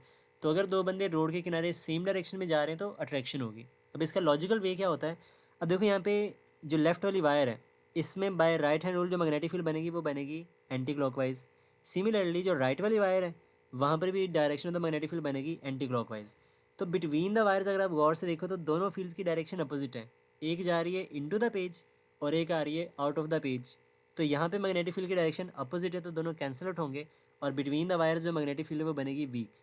लेकिन आउटसाइड द वायर्स हमारे पास में जो मैग्नेटिक फील्ड है इस पर कोई फर्क नहीं पड़ेगा, वो स्ट्रॉन्ग रहेगी। तो इन वायर्स के ऊपर बाहर से एक फोर्स लगेगी इनवर्ड जो कि इनको क्या करेगी आपस में क्रीप कर देगी। तो हम कहेंगे इनके बीच में अट्रैक्शन हो रही है। तो आपका जो राइट ऑप्शन है यहाँ पर वो बनेगा अल्फा। क्वेश्चन नंबर 84 है, an electron describe a circular orbit of radius 2 centimetre in a uniform magnetic field. If the speed of electron is double then radius of the orbit will be. वो कहता है कि अगर radius को double कर दें तो स्पीड पे क्या फ़र्क पड़ेगा। तो उसमें देखो जब भी एक चार्ज पार्टिकल मैग्नेटिक फील्ड में मूव करता है ना तो वहाँ पे उस पे ऊपर जो मैग्नेटिक फोर्स लगती है वो हमें सेंटीमीटर फोर्स प्रोवाइड करती है जब वो सर्कल में मूव करता है। तो हमारे पास में जो मैग्नेटिक फोर्स इसका मैग्नीट्यूड होता है क्यू वी बी, क्योंकि सर्कल में मूव कर रहे हैं तो मैक्सिमम फोर्स लगेगी उस पर जो हमें सेंटीमीटर फोर्स प्रोवाइड करेगी जो कि M V square by R के बराबर होती है। अब यहाँ पे देखो दोनों साइड से एक वी से एक वी कट जाएगा, और अगर आप यहाँ से बात करो आर की तो ये बनेगा Q B is equal to M V over R. तो आर का फॉर्मूला बनेगा M V divided by Q B. अब यहाँ से आप देखो तो आर का वी के साथ में डायरेक्ट रिलेशनशिप है, यानी कि अगर हम स्पीड को डबल करेंगे इलेक्ट्रॉन के तो जो रेडियस है वो भी उसका डबल हो जाएगा। तो पहले अगर वो 2 सेंटीमीटर है तो डबल होने के बाद वो 4 सेंटीमीटर हो जाएगा। तो हमारे पास में जो राइट ऑप्शन है वो बनेगा डेल्टा। क्वेश्चन नंबर 85 है, इसमें कहते हैं magnet is pass through the solenoid from left to right as shown in the figure. तो हमें ये बताना है कि अगर एक मैग्नेट को आप लेफ्ट से राइट में पास करवाते हो तो इसमें सर्किट के अंदर डायरेक्शन ऑफ करंट क्या होगी, तो ये आपको बताना है ईजीली। अब देखो सुन, यहाँ पे जैसे ही एक मैग्नेट है, अगर आप इसको मूव करवाते हो from left side to right side, तो जैसे जैसे हमारा जो मैग्नेट है वो कॉइल से बाहर निकलेगा, राइट की तरफ मूव करेगा, कॉइल से दूर जाएगा, तो इसमें जो number of magnetic field lines हैं कॉइल के अंदर वो डिक्रीज़ करेंगी। तो number of magnetic field lines की डिक्रीज़ करने से इस कॉइल के अंदर खुद का एक मैग्नेटिक फील्ड जो है वो इंड्यूस हो जाएगा। तो यहाँ पे जब इसमें मैग्नेटिक फील्ड इंड्यूस होगा तो बाय लेंजेस लॉ जो इसमें करंट फ्लो करेगा फील्ड लाइंस के चेंज होने से, वो कुछ इस तरह से बनेगा कि वो बाहर के फील्ड को अपोज करे। तो देखो जैसे ही वो मैग्नेट इस कॉइल से बाहर निकलेगा तो उसका साउथ पोल जो है वो कॉइल से दूर जा रहा है, तो साउथ पोल को पकड़ने के लिए, कैच करने के लिए ये कॉइल क्या करेगी, अपना नॉर्थ पोल उसके सामने जनरेट करेगी और साउथ पोल को उससे दूर ले जाएगी। अगर हमारा ऑब्जर्वर बैठा है लेफ्ट साइड पर, जो कि मैग्नेट को मूव करवा रहा था इस साइड पे, ऑब्जर्वर के सामने देखो क्या बन रहा है, साउथ पोल बन रहा है। तो जब भी ऑब्जर्वर के सामने साउथ पोल बनेगा तो जो डायरेक्शन ऑफ करंट होती है सर्किट में वो हमेशा क्लॉकवाइज होती है, यानी कि हमारे जो करंट है वो फ्लो करेगा फ्रॉम एक्स टू वाई। अगर ऑब्जर्वर के सामने बनता नॉर्थ पोल तो जो करंट की डायरेक्शन है वो होती anticlockwise from Y to X. तो इस तरह से आप इसको सॉल्व करोगे तो according to the current situation हमारा जो राइट ऑप्शन है वो बनेगा अल्फ़ा, यानी कि करंट फ्लो करेगा फ्रॉम एक्स टू वाई जब जो मैग्नेट है वो लीव करेगा सोलेनॉइड को। क्वेश्चन नंबर 86 है, when the output power equal to one half of the input power, जब आउटपुट इनपुट के वन हाफ के बराबर होती है तो एफिशिएंसी क्या होगी। स्टूडेंट्स कुछ नहीं है, इसमें सिंपल सी बात है कि अगर आउटपुट आपको वन हाफ मिल रही है तो एफिशिएंसी मतलब ज़ाहिर बात है 50% होगी। लेकिन इसको सॉल्व अगर आपने करना तो कैसे करो, तो एफिशिएंसी का फॉर्मूला होता है output divided by input multiply by 100। अब बिकॉज हमारे पास में जो आउटपुट है वो इनपुट का हाफ है, तो जो आपकी एफिशिएंसी वो 50% आ रही है, उसको आप सॉल्व आउट कर सकते हो बेसिकली। तो कोई ज़रूरत नहीं है, वैसे लॉजिकल बेस्ड क्वेश्चन है ये वाला। तो आपका जहाँ पे जो राइट ऑप्शन है सॉरी वो बनेगा बीटा। क्वेश्चन नंबर 87 है, a square coil of side 16 centimetre has 200 turns and rotates in a uniform magnetic field on off magnitude 0.05 Tesla. If the peak EMF is 12 volt, what is the angular velocity of the coil. तो हमें coil की angular velocity बतानी है। तो सुन देखो यहाँ पे ये बेसिकली केस बन रहा है जनरेटर का, और हम जानते हैं इन केस ऑफ जनरेटर जो ईएमएफ होती है वो बराबर होती है नवाब के, क्योंकि जनरेटर बेसिकली नवाब बंदा रख सकता है। तो जनरेटर की ईएमएफ नवाब के इक्वल होती है, तो मैक्सिमम ईएमएफ उसने बोल रखी है हमें, तो मैक्सिमम ईएमएफ जो है वो बराबर होती है नवाब के। अब यहाँ पे एरिया हमें गिवन है, वो हमें बल्कि निकालना है बेसिकली यहाँ पे। तो लेंथ हमें एक साइड की पता है वो है 16 सेंटीमीटर, और जो कॉयल है वो स्क्वायर टाइप की है, तो एरिया आपका बनेगा 16 मल्टीप्लाई बाई 16, तो ये बन जाएगा 256 सेंटीमीटर का स्क्वायर। अब यहाँ पे देखो सेंटीमीटर का स्क्वायर, तो हमें मीटर स्क्वायर में जाना है, तो सेंटी की वैल्यू होती है 10⁻², और 10⁻²को जब आप स्क्वायर करोगे तो ये बनेगा 10⁻⁴। तो आपकी कॉइल का जो एरिया है ये बनेगा 256 इंटू 10⁻⁴ मीटर स्क्वायर। तो ये बात यहाँ पे ध्यान से याद नोट करनी है। अब इसके बाद देखो आपने निकालनी है एंगुलर वेलोसिटी। तो ओमेगा का फार्मूला आपने बेसिक फार्मूला से जनरेट होगा, तो बनेगा ईएमएफ डिवाइडेड बाय NAB। अब यहाँ पे आप वैल्यूज़ को पुट कर दो, तो पी की वैल्यू ऑफ द ईएमएफ वो है 12 वोल्ट, नंबर ऑफ टर्न्स हमारे पास में 200 है, एरिया हमारे पास में है 256 इंटू 10⁻⁴, और मैग्नेटिक फील्ड स्ट्रेंथ हमारे पास में जो है वो है 0.05 टेस्ला। मैं इसको सॉल्व करके यूँ लिख लेता हूँ 5 इंटू 10⁻²। अब सुन देखो यहाँ पे जब आप 5 को 200 से करवाओगे मल्टीप्लाई तो ये बन जाएगा 1000। तो 1000 के जो 3 ज़ीरो हैं वो पावर को 3 टाइम कम कर देंगे, जो माइनस का 4 है, तो यहाँ पे बचेगा माइनस का 4, माइनस का 1, और देखो 5 के साथ में 10⁻², तो -1 और -2 ये बन जाएगा -3, जो ऊपर आके बन जाएगा 10⁻+3। तो 12 इंटू 10⁻+3 आप इसको लिख सकते हो 12,000, और डिनोमिनेटर में बचेगा सिर्फ और सिर्फ 256। जब आप 12,000 को 256 पर डिवाइड करोगे तो आपका जो आंसर है वो अप्रॉक्सीमेटली बनेगा 47 रेडियन पर सेकेंड, जो कि उसकी एंगुलर वेलोसिटी है। तो हमारा जो एक्यूरेट आंसर है वो बनेगा 47, यानी कि चार्ली ऑप्शन। क्वेश्चन नंबर 88 हमारे पास में है, ultraviolet light is more likely to cause a photoelectric effect than a visible light, this is because photons of ultraviolet light has. अब सुनिए यहाँ पे देखो हमारे पास में ना फोटो इलेक्ट्रिक इफेक्ट की अगर हम बात करें तो बेसिकली एक ऐसा प्रोसेस है जिसमें हम जब किसी मेटल की सरफेस पर लाइट को फॉल करवाते हैं तो वहाँ से इलेक्ट्रॉन्स एमिट होते हैं।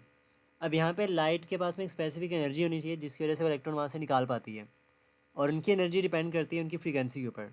तो बिकॉज अल्ट्रावायलेट लाइट की जो फ्रीक्वेंसी एंड एनर्जी है वो विजिबल लाइट से ज़्यादा होती है, इसलिए अल्ट्रावायलेट लाइट जो है वो ज़्यादा फोटो इलेक्ट्रिक इफेक्ट दिखा सकती है। तो ये हमारे पास में जो राइट ऑप्शन है वो बनेगा डेल्टा, और एनर्जी ऑफ फोटोन का जो फार्मूला होता है वो होता है E=hf। तो यहाँ से आप देखो एच एक कॉन्स्टेंट है बेसिकली, और ई का फ्रीक्वेंसी से डायरेक्ट लिंक है। तो अल्ट्रावायलेट लाइट की फ्रीक्वेंसी ज़्यादा है तो उनकी एनर्जी ज़्यादा होगी, तो हमारा जो एक्यूरेट आंसर है वो बनेगा डेल्टा। क्वेश्चन नंबर 89 है, which of the following statement is true about the energy in a quanta. तो आपने ये बताना है कि हमारे पास में जो एनर्जी है किसी क्वांटम की या फोटोन की, वो किस तरह से रिलेट करती है एक दूसरे के साथ में। तो यहाँ पे हमारे पास में देखो तीनों ऑप्शन फ्रीक्वेंसी के साथ पूछे हुए हैं इसने। तो हमारे पास में फोटोन की जो एनर्जी है इसका फॉर्मूला होता है E=hf। अब यहाँ पे जो हमारे पास में एच है स्टूडेंट्स, ये बेसिकली एक कांस्टेंट है जो कि बराबर होता है H=6.63 × 10⁻34 जूल सेकेंड। तो इसके यूनिट्स भी आपने याद रखनी है और इसकी वैल्यू भी याद रखनी है। एज एन MCQ ये डायरेक्टली पूछा जाता है। और एनर्जी का फॉर्म फ्रीक्वेंसी से जो लिंक है वो है डायरेक्ट रिलेशनशिप, मतलब फ्रीक्वेंसी ज़्यादा होगी तो एनर्जी ज़्यादा होगी।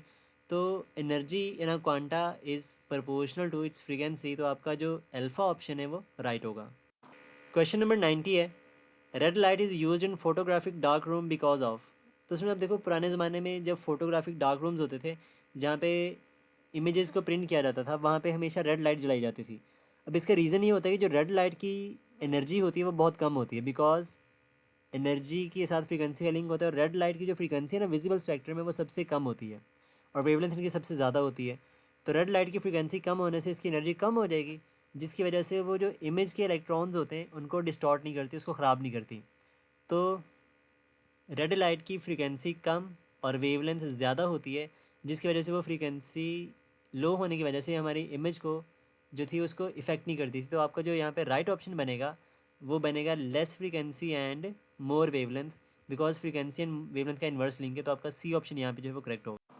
क्वेश्चन नंबर 91 है, when a certain metal surface is illuminated with a light of frequency new, the stopping potential for photoelectric current is V naught.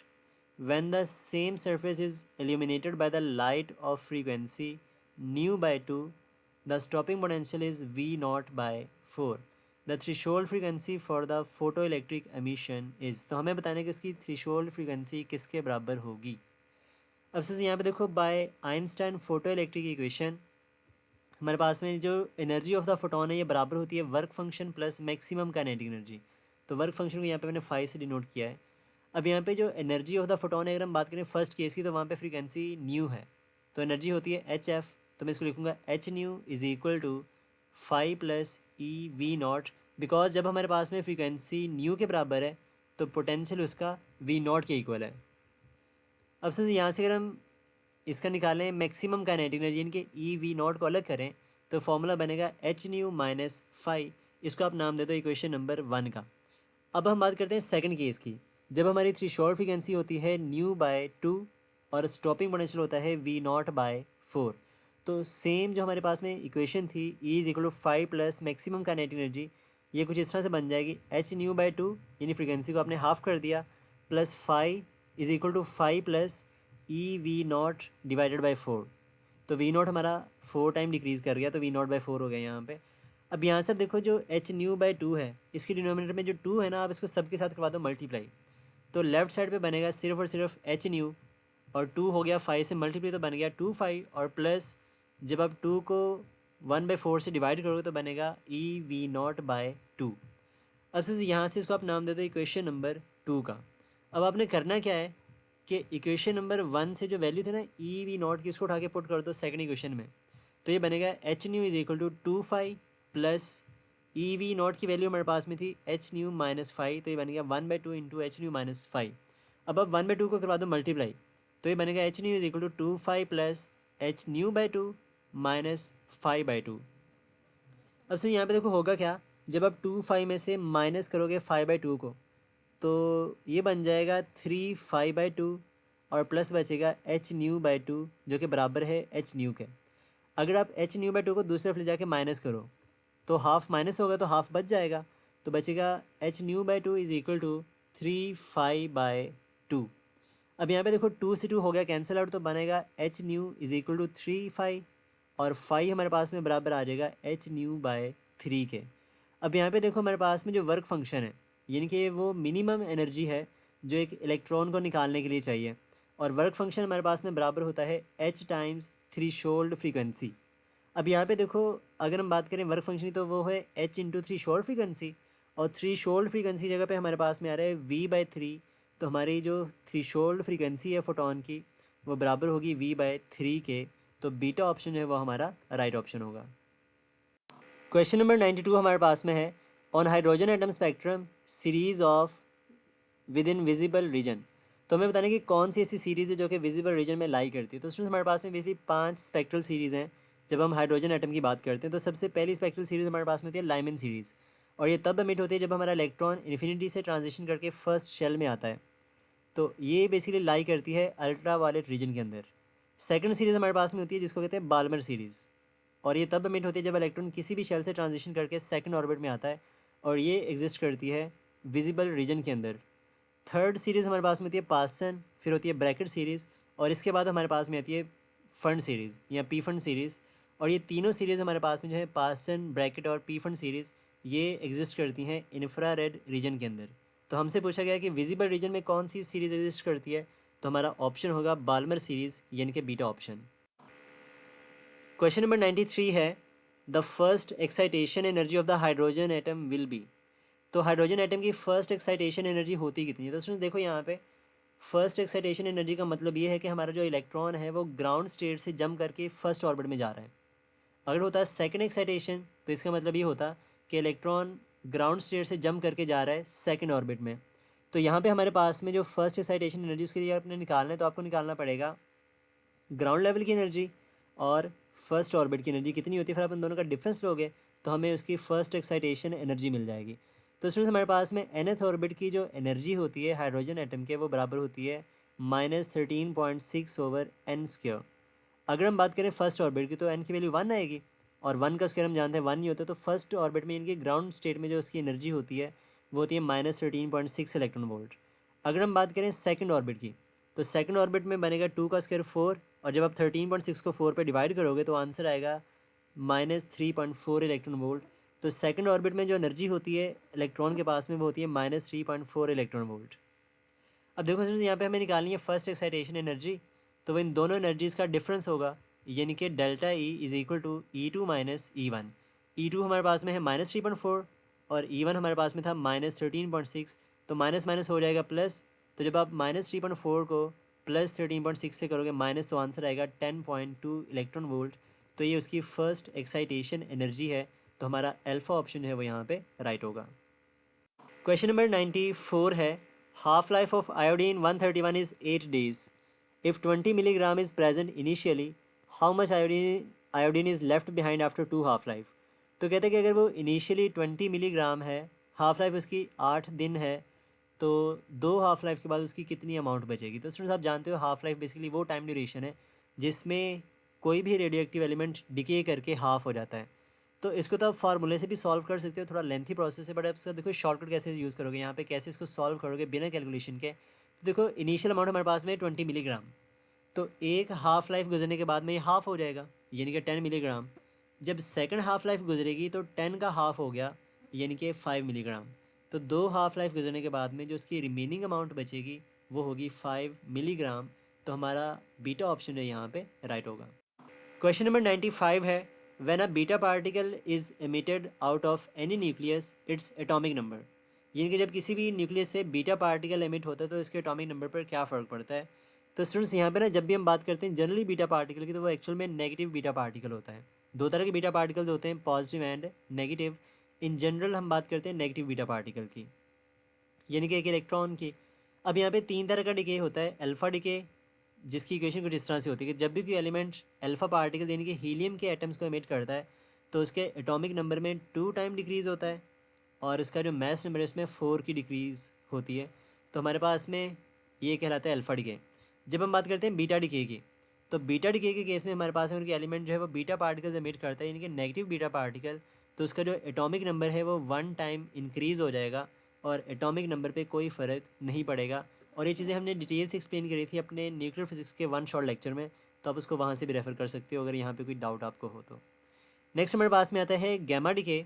और गैमा डिके में स्टूडेंट्स कोई भी एटम इनके जब गैमा डिके करता है तो बेसिकली न्यूक्लियस की एक्साइटेशन से होता है। तो जब हमारा न्यूक्लियस एक्साइटेड स्टेट से ग्राउंड स्टेट में आता है तो वो गैमा रेज को एमिट करता है। तो इस केस में ना तो एटॉमिक नंबर में कोई चेंज आता है और ना ही एटॉमिक मास में कोई चेंज आता है। तो हमसे बात कर रहे हैं बीटा पार्टिकल्स की। तो जब भी कोई पार्टिकल या जब भी कोई nuclei negative beta particle emit करता है तो उसका एटॉमिक नंबर 1 टाइम इंक्रीज़ हो जाता है। तो आपका अल्फ़ा ऑप्शन जो है यहाँ पे करेक्ट होगा। लेकिन जब हम बात करते हैं पॉजिटिव बीटा पार्टिकल की तो उस केस में एटॉमिक नंबर 1 टाइम डिक्रीज़ होता है। तो जनरली हम बात करते हैं नेगेटिव बीटा पार्टिकल की, तो यहाँ पे अल्फ़ा ऑप्शन जो है वो ज़्यादा एक्यूरेट होगा। क्वेश्चन नंबर 96 है, a 32 gram phosphorus is decayed and 2 gram remains undecayed after 60 days। तो 32 ग्राम फास्फोरस है जो कि 60 दिन के बाद 2 ग्राम बाकी बचता है। तो हमें बताना है उसकी हाफ़ लाइफ कितनी होगी।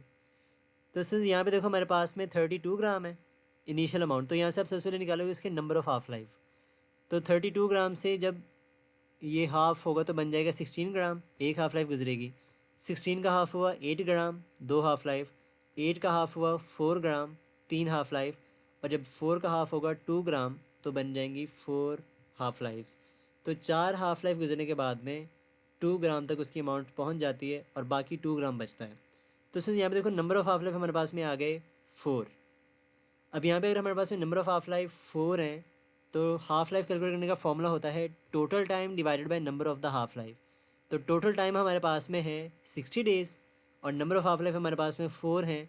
तो 60/4 आपका आंसर आएगा 15 डेज़। तो डेल्टा ऑप्शन जो है वो हमारा करेक्ट होगा। क्वेश्चन नंबर 97 में कहता है which of the following is the percentage of the original quantity of a radioactive material left after 5 half lifes. तो आपको ये बताना है कि 5 हाफ लाइफ्स के बाद में उसकी कितनी परसेंटेज बाकी बचेगी। तो उसमें इसको सिंपली आप सॉल्व कर सकते हो। अब देखो पहले 100% है तो 100 का 50% एक हाफ लाइफ, 50 का 25 दो हाफ लाइफ, 25 का हाफ करोगे तो 12 अप्रॉक्सीमेटली आएगा, 3 हाफ लाइफ। और 12 का हाफ किया 6 तो 4 हाफ लाइफ। और 6 का हाफ करोगे 3 तो बन जाएंगी 5 हाफ लाइफ। तो 5 हाफ लाइफ गुजरने के बाद में 3% आपका बाकी बच जाएगा।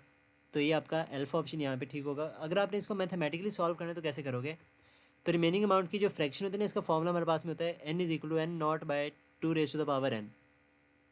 अब यहाँ पे हमारे पास में आप निकालो n की वैल्यू 5 है ना, गिवन हमें 5 हाफ लाइफ्स हैं तो 2⁻5 आ जाएगा। और 2⁻5 होता है 32 के इक्वल।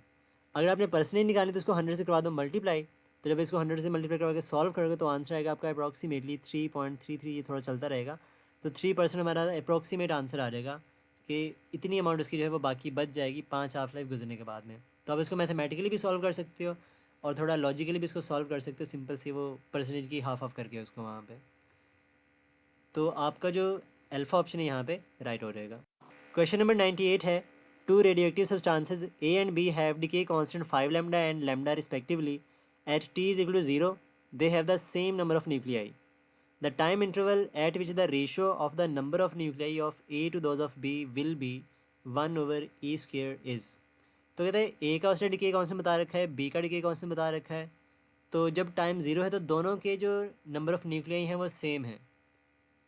अब वो कहता है कि जब हमारे पास में उनकी जो रेशो है नंबर ऑफ़ न्यूक्लियाई की ए और बी की ये 1/e² के बराबर होगी तो बताओ टाइम क्या होगा। अब से यहाँ पे आप यूज़ करोगे रेडियोएक्टिव डिके लॉ जो कि होता है n=n0 exponential - λt। अगर हम ए की बात करें तो ए के लिए हमारे पास में लैम्डा है 5 लैम्डा के बराबर डिके कांस्टेंट। तो बनेगा n=n0 exponential -5 λt। और बीटा की बात करें बी की तो उसके लिए डिके कांस्टेंट लैम्डा है तो उसका फॉर्मूला बनेगा n=n0 exponential -λt। अब अगर हम दोनों की रेशो निकालें तो रेशो निकालोगे तो बनेगा n/n=n0 exponential -5 λt over n0 exponential -λt। अब यहाँ पे देखो इसमें से n0 से n0 हो गया कैंसिल आउट। अब ये जो एक्सपोनेंशियल -λt है जब ऊपर आएगा तो बन जाएगा +λt। तो जब आप -5 λt में से +5 λt को माइनस करोगे तो बनेगा एक्सपोनेंशियल -4 λt। अब हमारे पास में जो गिवन कंडीशन है उसमें ये है कि जब ये रेशो जो है Na/Nb इनके number of the nuclei of A to B ये बराबर होगी 1/एक्सपोनेंशियल करोगे तो टाइम बताओ। तो हम जानते हैं Na/Nb जो है ये बराबर है एक्सपोनेंशियल -4 λt के और ये बराबर आएगा 1/एक्सपोनेंशियल स्क्वायर के जो कि कंडीशन हमें गिवन है। तो यहाँ पे देखो जो एक्सपोनेंशियल का स्क्वायर जब ये ऊपर आएगा तो बन जाएगा एक्सपोनेंशियल -2। अब देखो दोनों की बेसिस हमारे पास में सेम है तो पावर्स बराबर होंगी तो हम लिख सकते हैं -4 lambda T is equal to -2। यहाँ पे माइनस से माइनस हो जाएगा कैंसिल आउट और टी का फॉर्मूला बनेगा λ/2, यानी कि जब आप 4 लैम्डा को दूसरी तरफ डिवाइड करोगे तो टाइम का आंसर आएगा λ/2। तो हमारे पास में जब टाइम इंटरवल डिके कांस्टेंट का हाफ होगा, लैम्डा का हाफ होगा, तो जो रेशो है ए की बी के निकली है इससे वो 1 ओवर एक्सपोनेंशियल के स्क्वायर के बराबर होगी। तो हमारा यहाँ पे जो राइट आंसर है वो बनेगा λ/2, यानी कि हाफ लैम्डा। तो beta is the right option. Question number 99 है when nucleus de-excite it emits. तो स्टूडेंट्स यहाँ पे जब भी हमारा न्यूक्लियस जो है वो डी एक्साइटेशन करता है, यानी कि एक्साइटेड स्टेट से ग्राउंड स्टेट में आता है, तो वो हाई एनर्जी फोटॉन्स को एमिट करता है जिनको गैमा रेज का नाम दिया जाता है, जिसकी जनरल एक्सप्रेशन ये है कि जब स्टेरिक इनके यहाँ पे एक्साइटेशन को शो करता है, तो जब भी एक न्यूक्लियस एक्साइटेड स्टेट से ग्राउंड स्टेट में आएगा तो गैमा रेज एमिट करेगा। और गैमा डिके के केस में ना तो एटॉमिक नंबर में कोई चेंज आता है और ना ही मैस नंबर में कोई चेंज होता है, और इस केस में जो रेशो होती है न्यूट्रॉन टू प्रोटॉन्स वो भी हमेशा 1 के बराबर होती है, सेम रहती है। तो ये बेसिकली जब भी न्यूक्लियस की डी एक्साइटेशन होगी तो गैमा डिके होगा, तो आपका चार्ली ऑप्शन है यहाँ पे राइट होगा। अब हमारे पास में लास्ट एंड फाइनल एमसीक्यू है आज के लेक्चर का। A body of mass 2 kilogram absorb 10 joule of radioactive radiation, then absorbed dose of the radiation in RAD is. तो हमें रेडिएशन की एब्जॉर्ब डोज बतानी है RAD की फॉर्म में।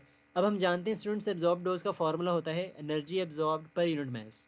अब एनर्जी हमें गिवन है 10 जूल और मैस है बॉडी का 2 किलोग्राम, तो जब आप 10 को 2 पे डिवाइड करोगे तो आंसर आएगा 5, और ऐसे यूनिट्स में जो है वो 5 ग्रे होगा डोज हमारे पास में।